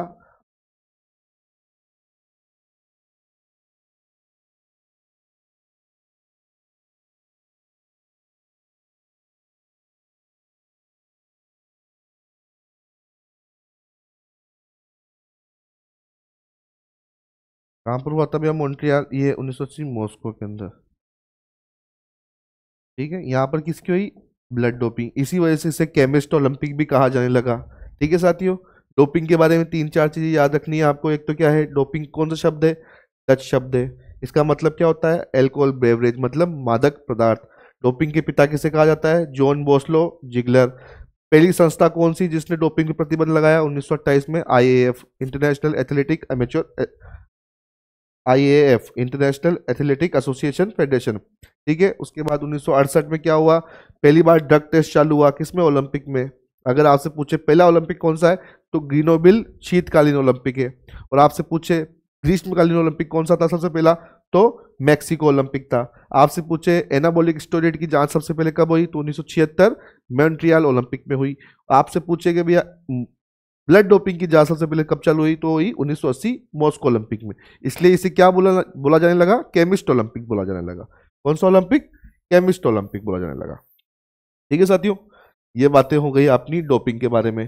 डोपिंग की दो संस्थाएं, एक का संस्था का नाम क्या है, वाडा। क्या नाम है, वाडा। वाडा का मतलब क्या है, वर्ल्ड एंटी डोपिंग एजेंसी। मुख्यालय कहाँ है इसका, मॉन्ट्रियल में।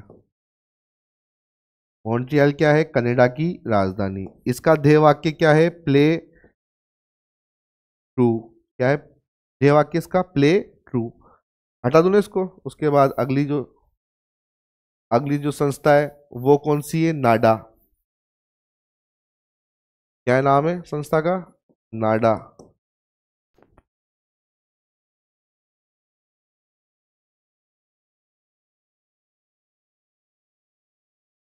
नाडा की full form national anti doping agency. मुख्यालय कहाँ है? नई दिल्ली में। आपसे पूछे इसका ध्येय वाक्य क्या है? Play fair. इसके अध्यक्ष कौन है? होते हैं अभी खेल मंत्री कौन है? मनसुख मंडाविया। वो इसके अध्यक्ष हो गए। ठीक है। नाडा और वाडा दोनों याद रखनी है आपको। ठीक है साथियों। आगे चलते हैं अपन। राष्ट्रीय खेल संस्थान पटियाला वर्ष स्थापित हुई 1961। अब इसके बारे में जानकारी आपको होनी चाहिए क्या क्या है। एक तो कब हुई थी? 7 मई 1961 को हुई। ठीक है साथियों।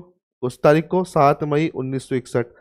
12 अक्टूबर 1961 में कौन सी स्कीम मिल गई इसके अंदर? राजकुमारी अमृता कौर कोचिंग स्कीम इसके अंदर आकर मिल गई। 23 जनवरी 1973 क्या हुआ इसके अंदर? ये क्या हो गया?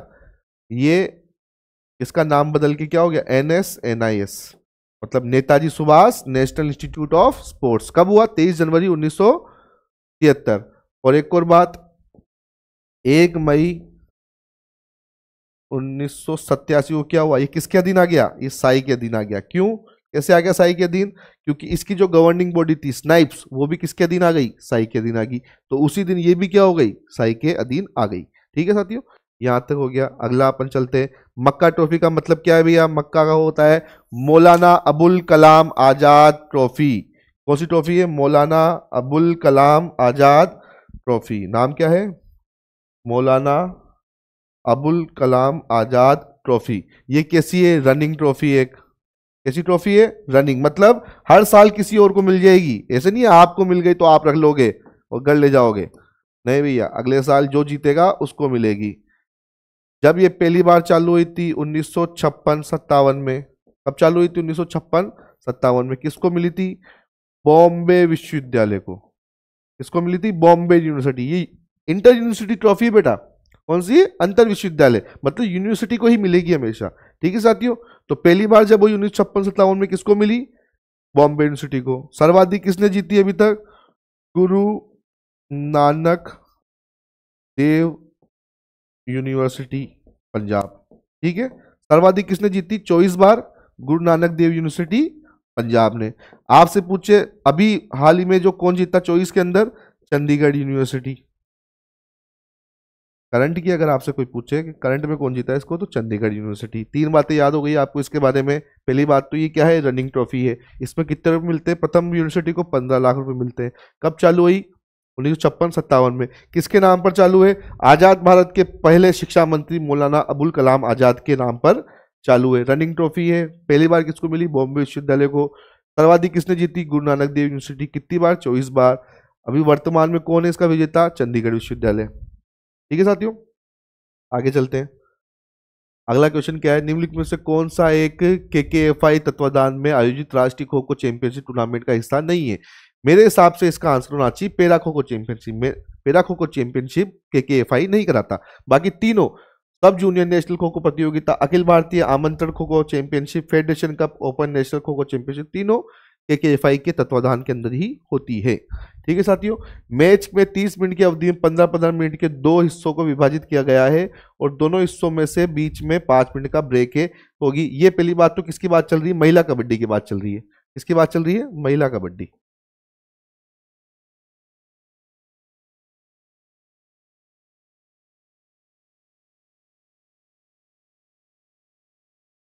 ठीक है साथियों। किसकी बात चल रही है? महिला कबड्डी की। तो मेरे हिसाब से इसका आंसर होना चाहिए केवल महिला कबड्डी और सब जूनियर लड़कियां। बाकी राजस्थान बोर्ड क्या मानता है, राजस्थान यूनिवर्सिटी क्या मानती है, और आगे देखना पड़ेगा। ठीक है। बास्केटबॉल में आयुक्त यदि मौजूद है तो किसके बीच में बैठेगा? स्कोरर और टाइमर के बीच में बैठेगा। 5 सीटें लगती है, उसमें से बीच में बैठता है आयुक्त, उसके बीच साइड में एक तरफ तो स्कोरर और एक तरफ कौन बैठता है? टाइमर। ठीक है साथियों, निम्नलिखित में से कौन मेजर ध्यानचंद खेल रत्न पुरस्कार 2024 का प्राप्त करता थी? श्री मनु भाकर। ठीक है, पहली महिला जिसने एक ही ओलंपिक के अंदर 2 पदक जीते। ठीक है साथियों, याद करना है। आपसे पूछे पहली महिला भारत की जिसने 2 पदक जीते तो वो होगी पीवी सिंधु। ठीक है, मगर 2 अलग अलग ओलंपिक के अंदर जीते। आपसे पूछे पहला व्यक्ति जिसने 2 पदक जीते भारत के अंदर तो सुशील कुमार। ठीक है, और आपसे पूछे पहला व्यक्ति जिसने 2 पदक जीते वो तो कौन हो गया? सुशील कुमार। पहली महिला हो गई, वो हो गई अपनी पीवी सिंधु। और आपसे पूछे पहली महिला जिसने या फिर पहला व्यक्ति जिसने 2 पदक एक ही ओलंपिक में जीते वो कौन होगा? मनु भाकर। ठीक है साथियों, अगला क्वेश्चन कौन सा है? Physical education foundation of India का पुरस्कार मिला। साथियों ये एकदम लॉजिकल क्वेश्चन है, अगर आपने करंट नहीं पढ़ी हो तो भी आपको ये क्वेश्चन आना चाहिए। क्यों आना चाहिए? क्योंकि ऊपर के तीनों जो हैं वो किसी व्यक्ति विशेष को मिलते हैं, किसी संस्था को कभी नहीं मिलते। ठीक है साथियों, पहला कौन सा है? मेजर ध्यानचंद खेल रत्न, ये किसी व्यक्ति को मिलता है। अर्जुन पुरस्कार भी व्यक्ति को मिलता है। राष्ट्रीय, बस ये द्रोणाचार्य भी किसी व्यक्ति को मिलेगा। राष्ट्रीय खेल प्रोत्साहन पुरस्कार किसको मिलेगा? किसी संस्था को मिल सकता है। तो साथियों इसका आंसर क्या होगा? राष्ट्रीय खेल प्रोत्साहन पुरस्कार। ठीक है साथियों, अगला चलते हैं अपन। निम्नलिखित में से कौन सा दूसरी डिग्री के जलने के लिए प्राथमिक उपचार का उपाय नहीं है? साथियों ये आपको आता हो या नहीं आता हो तो भी आप ये कर सकते हो, क्योंकि आप खुद कॉमन सेंस किसी के अंदर जले को चिपकने वाली टेप चिपकाओगे क्या आप किसी जले हुए व्यक्ति के ऊपर? है मरे को और मारना है क्या? तो ये नहीं होगा। तो पहली बात तो क्या है? नहीं है, नहीं है पे गोला लगाना है। सबसे पहले क्या करना है, अगर आप किसी भी एग्जाम देने जा रहे हो तो अगर आप एग्जाम देने जा रहे हो जहां भी नहीं लिखा हो नहीं के ऊपर गोला लगा लो। 100% बात है। नहीं अगर आपने नहीं पढ़ा, और सही सी बात यह है कि आप नहीं पढ़ते वहां पर एग्जाम में जाकर, क्योंकि आदमी का दिमाग इतना काम नहीं कर सकता, वो डर जाता है, उस समय एंजाइटी होती है, सब कुछ होता है, तो नहीं पढ़ता। तो जहां भी आपको नहीं दिखे पहली बात तो उस पर गोला लगा लो। जहां भी आपने नहीं लगा लिया आपके 2-3 क्वेश्चन एक्स्ट्रा सही होने की गारंटी मैं लेता हूं आपसे। ठीक है साथियों, पहला काम क्या करना है? नहीं पे गोला लगाना है। उसके बाद देखना है जले के चिपकने की वाली पिट्टी ढके, ये बिल्कुल भी नहीं करना चाहिए हमें किसी भी जले हुए व्यक्ति के साथ। ठीक है, वैज्ञानिक शब्दों में का अर्थ है किसी भी चीज की सटीक माप के लिए उपयोग किया जाने वाला उपकरण कौन सा है? परीक्षण या फिर टेस्ट को कहते हैं। विकास, व्यायाम, प्रदर्शन और पोषण को समझने के लिए मानव आकार अनुपात, संरचना, परिपक्वता को सकल कार्य का अध्ययन करना, इसको बोलते हैं किनेथोप्रोमेट्री। ये एनोथोप्रोमेट्री का ही भाग है। एनोथोप्रोमेट्री क्या होता है?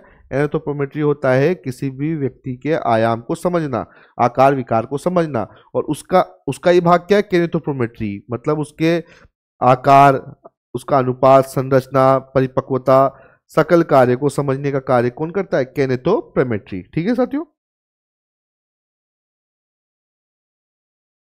आगे देखते हैं जॉनसन बास्केटबॉल टेस्ट का उद्देश्य क्या है। बिल्कुल साथियों, ये एक डाउटफुल क्वेश्चन है, मगर फिर भी मेरे हिसाब से इसका होना चाहिए बास्केटबॉल की कौशल दक्षता को मापने के लिए।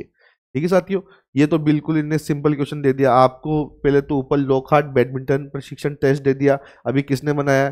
2 अलग अलग 2 नाम तो लिख दिए, अब उनको एक साथ मिला दिया तो हो गया लॉकहार्ट। एक क्या हो गया? फ्रांसिस ए मैकपर्सन। बिल्कुल, यहाँ भी मैकपर्सन तो हो गया, फ्रांसिस ए मैकपर्सन और एलिन लॉकहार्ट। बिल्कुल, ये तो कोई भी व्यक्ति कर आएगा। ठीक है, शटल रन 10x4 गज का नापता, क्या नापता है भैया? पहली बात, शटल रन होती क्या है? यहां से लेके यहां तक ये 10 गज की दूरी है, इसको 4 बार क्रॉस करना है यहां से लेके यहां तक। ठीक है साथियों, एक बार टच करके इधर से आया, इधर गया, इधर से आया, इधर गया, ऐसे करना है 4 बार 10 गज की दूरी को। तो इसके अंदर क्या चीज नापी जाएगी? एक तो आपकी स्पीड, कि आप 10 गज को कितनी जल्दी कर रहे हो, और दूसरी बात आप टच करके वापस घूम रहे हो। जब आप गति में आपका एंगल बदलते हो उसे क्या बोलते हैं? चपलता। ठीक है साथियों, आप किसी जगह जल्दी से गति में जा रहे हो और वापस वहां से छू के वापस आ रहे हो, तो मतलब गति में आप दिशा बदल रहे हो। तो गति में दिशा बदलने की कौशल को क्या कहते हैं? चपलता। तो मतलब एक तो आपकी गति नप रही है और दूसरी क्या नप रही है? चपलता। ठीक है साथियों, तो इसके अंदर क्या होगा? गति व चपलता इसका सही उत्तर होगा। ठीक है साथियों, आफे टेस्ट के स्टैंडिंग लॉन्ग जंप की प्रशिक्षण का उद्देश्य क्या है? आफे टेस्ट में स्टैंडिंग ब्रॉड, जहां भी स्टैंडिंग ब्रॉड जंप आ जाए या फिर आपके सामने एक्सप्लोसिव स्ट्रेंथ आएगा, मतलब विस्फोटक शक्ति, क्या आएगा? विस्फोटक शक्ति। आपसे पूछे विस्फोटक शक्ति मापने का सर्वाधिक सबसे अच्छा क्या है, तो क्या आएगा? प्लायोमेट्रिक। दो क्वेश्चन के आंसर मैंने आपको दिए यहां पर। एक तो क्या दिया? प्लायोमेट्रिक। प्लायोमेट्रिक क्या होता है? विस्फोटक शक्ति मापने का सर्वाधिक अच्छा विस्फोटक शक्ति विकसित करने का सबसे अच्छी ट्रेनिंग कौन सी है? प्लायोमेट्रिक। ठीक है। और स्टैंडिंग ब्रॉड जंप में भी क्या हो रहा है? विस्फोटक शक्ति को ही मापा जा रहा है। ठीक है साथियों। जॉनसन बास्केटबॉल ड्रिबल टेस्ट में बाधाएं, कुर्सी या बाधाएं एक सीधी रेखा में व्यवस्थित होती हैं, 4 होती हैं। बिल्कुल। कितनी होती है? 4 होती है। आगे चले। निम्नलिखित से कौन सी संस्थान बीपीएड 4 वर्षीय, मैंने आपको भी थोड़ी देर पहले ही बताया था, पीएम जोसेफ को पीएम श्री इसलिए मिला था कि उन्होंने 4 वर्ष की बीपीएड कोर्स चलाई थी। तो इसका आंसर क्या होगा? Lakshmibai national college of physical education, Gwalior. NCT का पूर्ण क्या है? एनसीटी का नाम क्या है? National council of teacher education. NCT की ये भी याद रखना है, एनसीटी की स्थापना कब हुई थी? 1995 के अंदर हुई थी। कब हुई थी? 1995 के अंदर। ठीक है। एनसीटी के 4 रीजनल सेंटर कौन से हैं? जयपुर, बेंगलोर, भुवनेश्वर और भोपाल। अगर किसने असिस्टेंट प्रोफेसर का पेपर देखा हो तो उसके अंदर से ही उठाया हुआ क्वेश्चन है, सीधा का सीधा ये। ठीक है। भारतीय खेल प्राधिकरण की स्थापना भारत सरकार द्वारा एक पंजीकृत सोसाइटी के रूप में मुख्य रूप से 11वें एशियन खेलों के खेलने के लिए बनाई गई थी। बुनियादी ढांचे को ये कब हुआ था? 16 मार्च 1984। इस दिन रजिस्टर हुई थी। जब इसकी घोषणा कब हुई थी? 25 जनवरी 1984 को। दोनों आ सकते हैं आपके सामने। एक तो रजिस्ट्रेशन डेट कब है? 16 मार्च, और घोषणा कब हुई थी? 25 जनवरी 1984 को। रजिस्ट्रेशन कब हुआ था? 16 मार्च 1984 को। ठीक है। कहां पर हुआ था? ये किस लिए हुआ था? ये 82 के जो एशियन खेल हुए थे, 9वें एशियन खेल, उनके जो सामान थे उनकी देखभाल के लिए क्या हुआ था? इसका गठन हुआ था। ठीक है साथियों। आगे कौन सा क्वेश्चन? निम्नलिखित में से कौन सा एक अक्षीय जोड़ का उदाहरण है? अक्षीय जोड़ का मतलब यूनिएक्सियल। यूनिएक्सियल मतलब जो एक ही अक्ष या एक ही तल में गति करता हो। ठीक है साथियों। इसका आंसर क्या होगा? इसका आंसर होगा हिंज जोड़। क्या होगा? हिंज जोड़। ठीक है साथियों। हिंज जोड़ क्या होता है? मैंने बताया था आपको, कब्जा। एक ही अक्ष एक ही तल में कार्य करता है, दो अक्ष में काम नहीं करता। यूनिएक्सियल का मतलब क्या होता है? एक अक्ष और एक ही तल। अगर यहां होता बाई एक्सियल, क्या होता? बाई एक्सियल मतलब दो अक्ष और दो तल में कार्य करने वाला जोड़। तो कौन सा होता? कॉन्डिलॉइड और सैडल जोड़। ये दोनों किस में काम करते हैं? दो अक्ष में काम करते हैं। ठीक है साथियों। और दो तल के अंदर काम करते हैं। ठीक है साथियों। आपसे पूछे अगला question, law law of inertia is also known as, Newton का प्रथम नियम। आपसे पूछे एक्सलेशन या फिर मोमेंटम का, मोमेंटम कौन सा है? तो सेकंड लॉ है। एक्शन और रिएक्शन कौन सा है? थर्ड नियम है। ठीक है। क्रिया प्रतिक्रिया तीसरा नियम है। त्वरण का नियम कौन सा है? द्वितीय नियम। और इनर्शिया को क्या बोलते हैं? जड़त्व का नियम। कौन सा? जड़त्व का नियम। कौन सा है? प्रथम नियम। अक्ष क्षैतिज रूप से एक ओर से दूसरी ओर समकोण पर धनुतल में गुजरता है। समकोण से गुजरता है, पहली बात तो ये बात तो सही है। आपसे क्या पूछा हुआ है क्वेश्चन? अक्ष क्षैतिज रूप से मतलब हॉरिजॉन्टली, साइड, एक ओर से दूसरी ओर मतलब साइड से साइड, इधर से इधर घुस रहा है। ठीक है। इधर से इधर जब घुस रहा है तो मतलब मेरी गति हो रही है आगे की तरफ। ठीक है। आगे की तरफ अगर मेरी गति हो रही है तो इसे क्या कहते हैं? पहली बात तो सेजिटल प्लेन में मेरी गति हो रही है। और साइड से अगर कोई अक्ष घुस रहा है तो उसे क्या बोलेंगे अपन? फ्रंटल अक्ष बोलेंगे। ठीक है साथियों। जब मेरी गति आगे की तरफ हो रही है तो अक्ष किधर से आएगा? साइड से आएगा हमेशा। साइड से आया तो उसे क्या बोलेंगे अपन? फ्रंटल अक्ष। गति किधर होगी? आगे और पीछे। तो उसे क्या बोलेंगे अपन? सेजिटल प्लेन में हमेशा कौन सा अक्ष आता है? फ्रंटल अक्ष आता है। ठीक है साथियों। तो साइड से कौन सा आएगा? हमेशा फ्रंटल आएगा। तो इसका आंसर क्या होगा? फ्रंटल हॉरिजॉन्टल अक्ष आएगा। निम्नलिखित में से कौन सी मांसपेशी क्वाड्रिसेप समूह का हिस्सा है? Rectus femoris. अब मैंने आपको हैमस्ट्रिंग की मांसपेशियां लिखाई थी, आप क्वाड्रिसेप की मांसपेशियां भी लिख लो। क्वाड्रिसेप के अंदर 4 मांसपेशियां होती है। कितनी होती है? 4। पहली तो आपके सामने आएगी, क्या है नाम? Rectus femoris.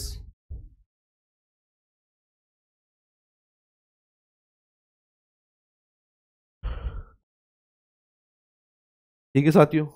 दूसरी का नाम क्या है साथियों? दूसरी का नाम है अपना वेस्टस, क्या नाम है?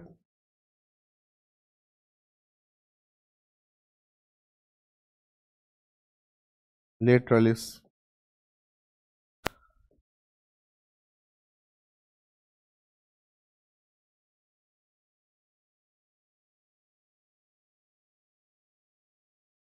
तीसरी का नाम है वेस्टस मीडियलिस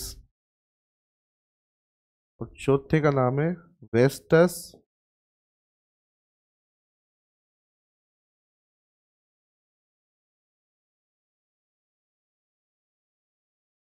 ठीक है साथियों। एक तो हो गई वेस्टस मीडियलिस, एक होगी वेस्टस लेटियलिस और वेस्टस इंटर मीडियलिस।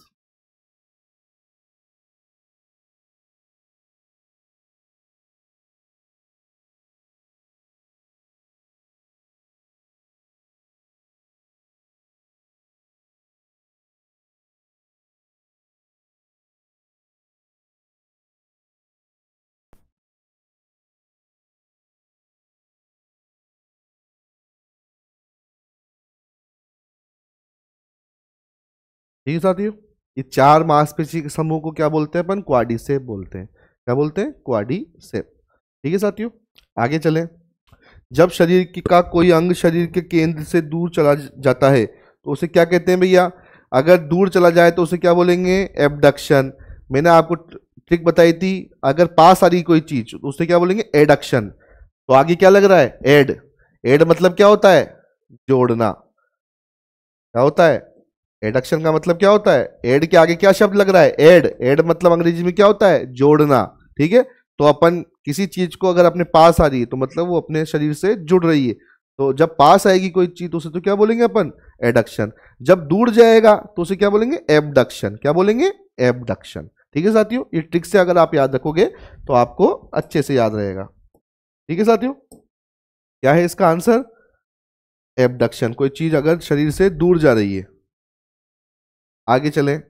सिर की पहली केशिका के बीच का जोड़, मैंने अगर आपने YouTube चैनल पे आपने प्लेन और एक्सिस का अगर वो उत्तोलक का अगर आपने देखा हो वीडियो तो उसके अंदर साफ आपको उदाहरण दिया गया था। इसको क्या बोलते हैं अपन? एटलांटो ओसिपिटल जोड़। क्या बोलते हैं? Atlanto occipital joint. एटलांटो तो क्या है? रीढ़ की पहली हड्डी। ओसिपिटल क्या है? मस्तिष्क की पीछे की हड्डी। ठीक है, इन दोनों के बीच में एक जोड़ बनता है, उसे क्या कहते हैं? एटलांटो ओसिपिटल जोड़ या फिर नेक का जोड़, अपने गर्दन का जोड़। ये कौन सी श्रेणी का उदाहरण है? प्रथम श्रेणी के उत्तोलक का उदाहरण है। ठीक है साथियों, आगे चलें। अगला क्वेश्चन क्या है अपने सामने? निम्न में से कौन सी एक शारीरिक विकृति है जो रीढ़ की हड्डी के पार्श्व वक्रता? पार्श्व वक्रता मतलब क्या होता है? Side way. साइड से अगर कोई वक्र आ रहा है तो वो कौन सी होगी? यहां पर अपनी होगी स्कोलियोसिस। जब साइड से बिगड़ जाए, ये किस कारण होती है? आप मान लीजिए टेनिस खेलते हैं या फिर भाला फेंकते हैं तो बार बार जब प्रयास करते हैं तो साइड से अगर रीढ़ की हड्डी घूम जाए तो उसे क्या बोलेंगे अपन? स्कोलियोसिस। ठीक है साथियों, वह स्थिति जब फुटबॉल की को जमीन पर रखा जाता है तो उसका उदाहरण है बिल्कुल स्थिर संतुलन है। जब इस फुटबॉल को रखा जा रहा है बिल्कुल, तो उसका गुरुत्व केंद्र भी बिल्कुल समान जगह पर बिल्कुल रखी हुई है। अगर उसको अपन लुढ़का देते और लुढ़काने के बाद वो कहीं और जगह जाके संतुलन बनाती तो उसे अपन क्या कहते हैं? फिर उसे कहते हैं अपन तटस्थ संतुलन, उदासीन संतुलन। ठीक है साथियों, तब उसे उदासीन संतुलन कहा जाता है। मगर अभी क्या है? उसको रखा गया है सीधा का सीधा, तो वो कौन सा है? स्थिर संतुलन। लात मार देते और वो कहीं और जाके संतुलन बनाती तब वो कौन सी होती? उदासीन या फिर न्यूट्रल संतुलन। ठीक है, निम्नलिखित में से कौन सा शोध का एक प्रकार नहीं है? काल्पनिकता कोई भी एक शोध का प्रकार नहीं हो सकती। ठीक है साथियों, शोध प्रक्रिया का पहला चरण क्या है? शोध अगर आपको किसी चीज में करना है तो पहले आपको कोई समस्या तो ढूंढनी पड़ेगी कि भाई समस्या क्या है, उस पर तो शोध करोगे। तो सबसे पहला चरण क्या होगा? शोध समस्या की पहचान करना, कोई शोध का समस्या का पहचान करना। ठीक है साथियों, आगे चले। शोध में सही क्या लिखा है? शोध में साहित्य की समीक्षा के लिए महत्वपूर्ण है। साहित्य की समीक्षा के लिए महत्वपूर्ण सभी चीजें: पृष्ठभूमि को समझना, कमियों की पहचान करना, दोहराव से बचना। बिल्कुल सही बात है, तीन सभी चीजें हैं इसके अंदर। शोध में परिकल्पना का अर्थ है, हाइपोथेसिस का अर्थ क्या होता है? कि भैया परीक्षण के जानने वाली धारणा। मतलब हाइपोथेसिस का मतलब कि अब मैंने एक कोई चीज रखी है, अब इसको जांचेंगे। शोध के अंदर कोई अगर आपकी दिक्कत, आपको कोई परेशानी आई है, मतलब कोई आपने एक समस्या देखी है, अब उस समस्या को आप हाइपोथेसिस लिखोगे कि ऐसे हो सकता है। अब उसको जांचोगे भी सही कि जांचेंगे, तो क्या है? परीक्षण को जांचने वाली धारणा कि भाई अब जांचेंगे आगे, हाइपोथेसिस के बारे में अब पता करेंगे आगे। ठीक है साथियों, डेटा विश्लेषण में शामिल क्या होता है? डेटा की व्याख्या करना। ठीक है, डाटा एनालिसिस मतलब क्या होता है? इंटरप्रिटेटिंग ऑफ डाटा, डाटा में क्या क्या चीजें उनके बारे में जानना। ठीक है, आफेयर टेस्ट में क्या क्या होता है भैया? मैंने आफेयर टेस्ट आपको अभी जस्ट थोड़ी देर पहले समझाया था। आफेयर टेस्ट 2 दिन का होता है। ठीक है, पहले तो आफेयर का फुल फॉर्म क्या है ये याद रखनी है आपको। American alliance of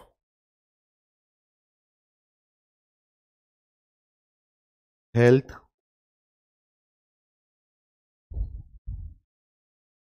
and physical education and recreation.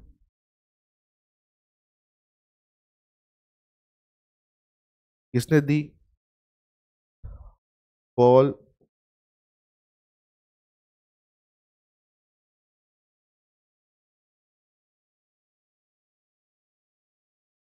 Paul हॉसिकर द्वारा की क्या दी गई? ये टेस्ट दिया गया। इसके अंदर क्या क्या होते हैं? 2 दिन में ये टेस्ट होता है, डे 1 और डे 2। ठीक है साथियों, डे 1 में क्या क्या होता है? एक तो लड़कों के लिए तो पुलअप होता है, लड़कियों के लिए हैंग हैंग होता है।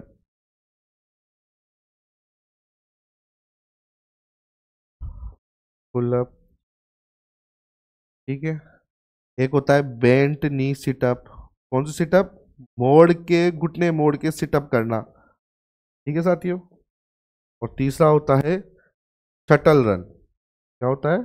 Shuttle run. ठीक है साथियों, ये तो होता है पहले दिन। दूसरे दिन क्या होता है? स्टैंडिंग ब्रॉड जंप, खड़े खड़े कूदना। ठीक है, 50 गज की दौड़। ठीक है, और 600 मीटर या 9 मिनट तक पैदल चलना या दौड़ना। ये टेस्ट होते हैं पूरे आफर के अंदर। आफर की फुल फॉर्म क्या है? American alliance of health, physical education and recreation. ठीक है, किसने दिया है? पॉल होसिंगर ने दिए। उसके बाद 2 दिन में इसके टेस्ट होते हैं। पहले दिन ये टेस्ट होते हैं, दूसरे दिन वो टेस्ट होते हैं।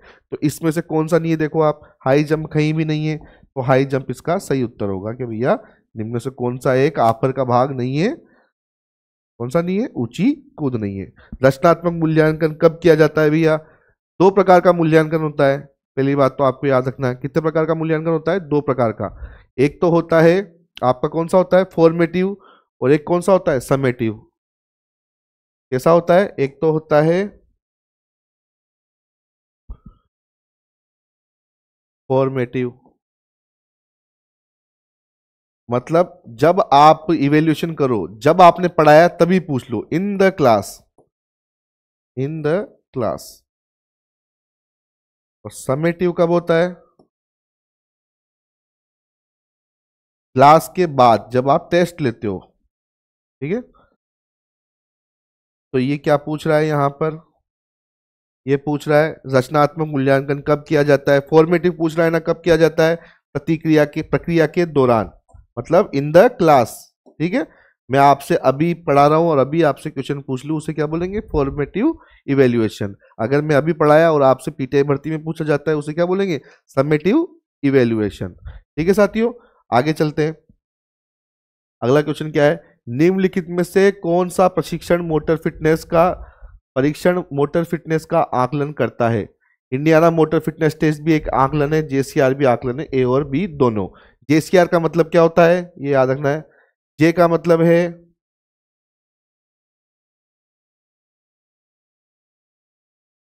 जे का मतलब है वर्टिकल जंप। क्या नाम है? Vertical jump. ठीक है, सी का मतलब क्या है? चिन अप। क्या है? चिन अप। आर का मतलब क्या है? Shuttle run. क्या है? Shuttle run. साथियों मैं आपको चाहता तो ये लिखा सकता हूं, जे का मतलब जंप, सीधा का सीधा, मगर जंप भी कौन सी होती है, वर्टिकल। आपको याद रखनी चाहिए, असिस्टेंट प्रोफेसर में क्वेश्चन पूछा गया है कि कौन सी जंप है, वर्टिकल जंप है, कोई हॉरिजॉन्टल जंप नहीं होती। कौन सी होती, ऊंची वर्टिकल जंप। ठीक है साथियों, चिन अप और शटल रन। ठीक है साथियों, ये दिया किसने, ये भी याद रखना है आपको, फिलिप ने दिया है। किसने दिया है, फिलिप जेसीआर बोलते हैं इसे, क्या बोलते हैं, फिलिप जेसीआर। ठीक है साथियों, तो ये आपका क्वेश्चन हो गया है यहाँ पर। ये क्या है, ए और बी दोनों। अंतर विद्यालय प्रतियोगिता के आयोजित किया जाता है एक ही संस्थान के भीतर। अब अंतर विद्यालय क्या होते हैं, टूर्नामेंट दो प्रकार के होते हैं। ठीक है, इंट्रामूरल, एक का नाम क्या है, इंट्रामूरल, और एक का क्या होता है, एक्स्ट्रा मूरल। इंट्रा होते हैं एक ही विद्यालय के अंदर, एक ही संस्थान के अंदर, उसी के अंदर। एक्स्ट्रा मूरल एक संस्थान से बाहर जाकर।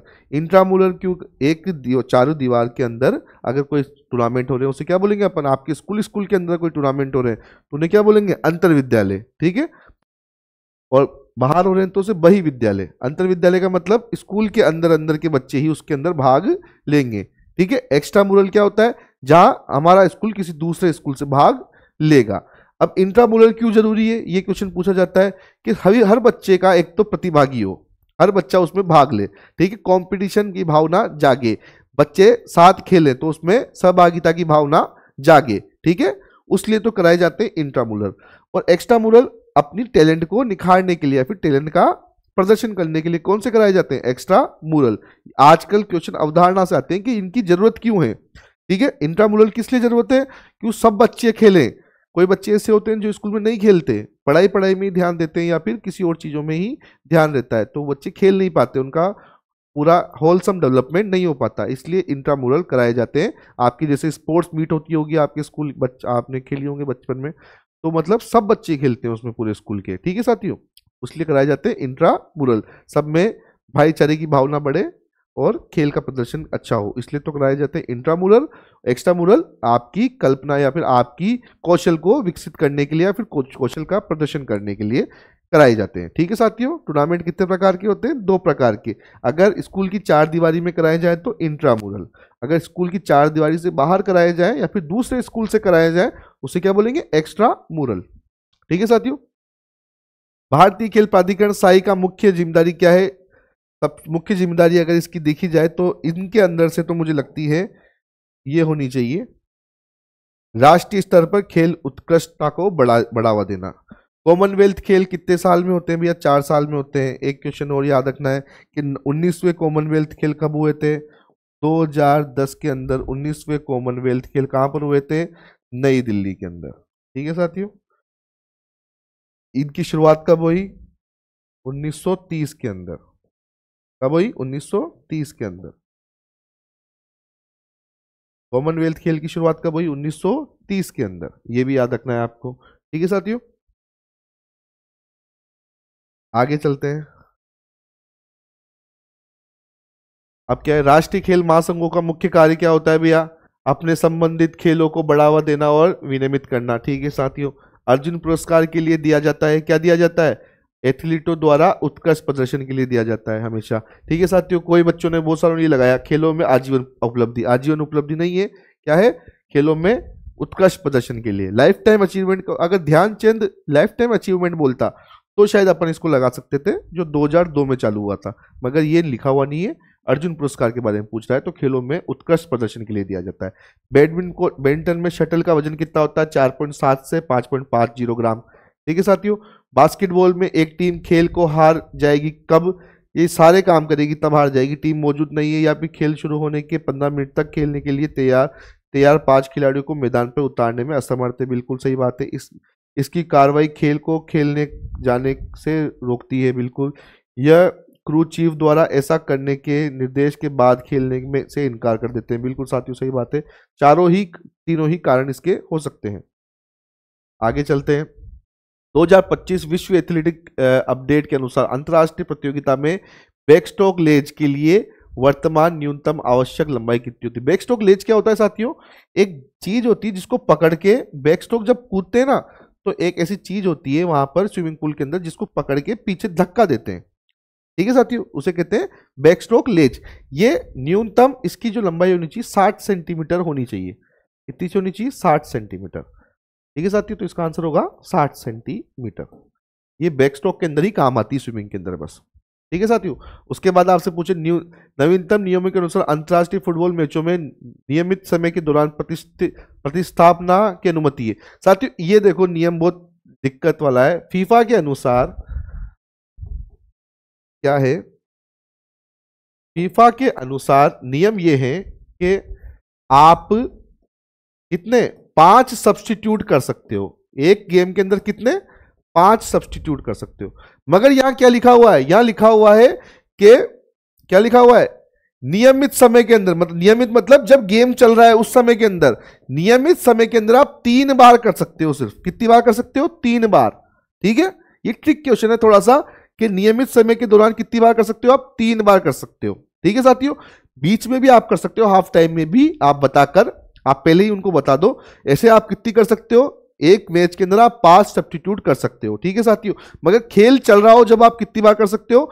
मतलब कितने व्यक्तियों को कर सकते हो? 3 व्यक्तियों को कर सकते हो। तो इसका आंसर मेरे हिसाब से 3 होगा। बाकी एक बार राजस्थान यूनिवर्सिटी का आंसर भी हमें चेक कर लेना है। ठीक है साथियों, वर्तमान IFIH नियमों के अनुसार एक हमलावर के पास पेनल्टी शूटआउट प्रयास के दौरान स्कोर करने के लिए कितना? पेनल्टी शूटआउट के लिए 8 सेकंड का समय होता है एक उसमें हॉकी के मैच में। ठीक है साथियों, अगला मैच क्या, अगला क्वेश्चन क्या है? नवीनतम नियमों के अनुसार निम्नलिखित से कौन सा परिस्थिति रिले टीम के आयोग घोषित कर देती है? आयोग घोषित करने के लिए मेरे हिसाब से इसका सबसे सर्वश्रेष्ठ आंसर होना चाहिए, अगर बेटन निर्देशित टेक ओवर जोन से बाहर दिया जाए तो वो बाहर हो जाएगा। वैसे बहुत सारे कारण सारे ही सही लग रहे हैं मुझे तो, मगर सबसे सटीक कारण इसके अंदर यही लग रहा है कि बेटन को निर्देशित टेक ओवर जोन से बाहर बदल दिया जाए। अगला क्वेश्चन क्या है? 2025 ITF नियमों के अनुसार निम्नलिखित में से किस स्थिति में सर्विस के दौरान फुट फॉल्ट? ठीक है साथियों, फुट फॉल्ट होता है। सर्वर सर्व करने से पहले गेंद को 2 बार उछाले, नहीं बिल्कुल नहीं। सर्वर को रैकेट सर्व के दौरान नेट से पार कर जाता है, बिल्कुल नहीं। सर्वर का पैर सिंगल साइड लाइंस के बाहर होता है, बिल्कुल सही बात है।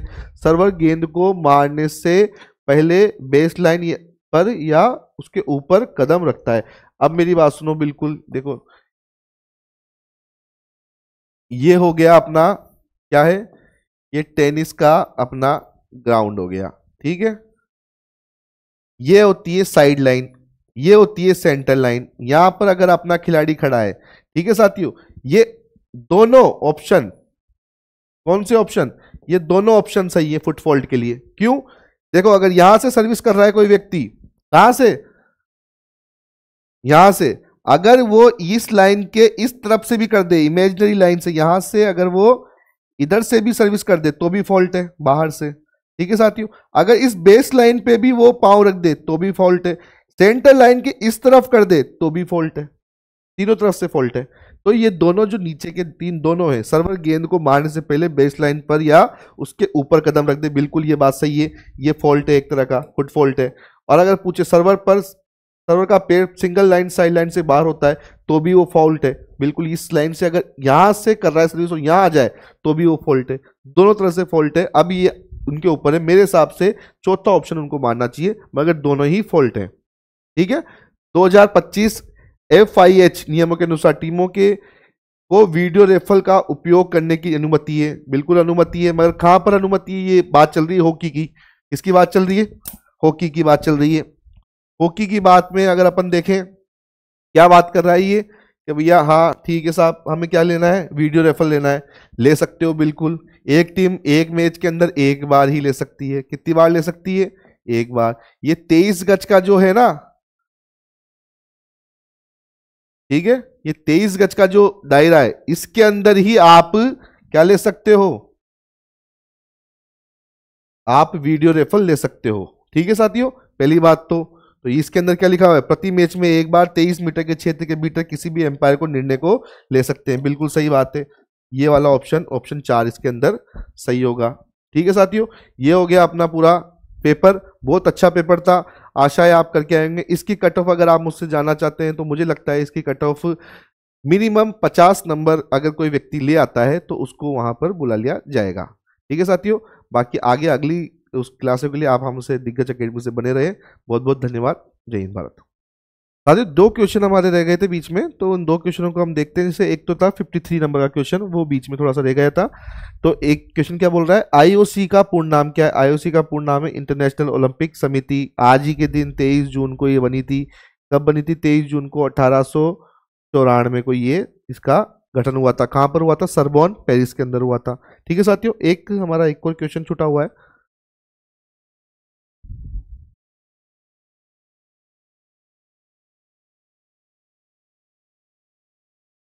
ये निम्नलिखित में से कौन सा ज्ञान प्रशिक्षण माना जाता है? ज्ञान का प्रशिक्षण क्या मानेंगे? शारीरिक फिटनेस प्रशिक्षण नहीं मानेंगे, कौशल प्रशिक्षण नहीं मानेंगे, लिखित परीक्षा को ही क्या मानेंगे? ज्ञान का परीक्षण मानेंगे। ठीक है साथियों, तो ये आपके पूरे 100 क्वेश्चन हो गए।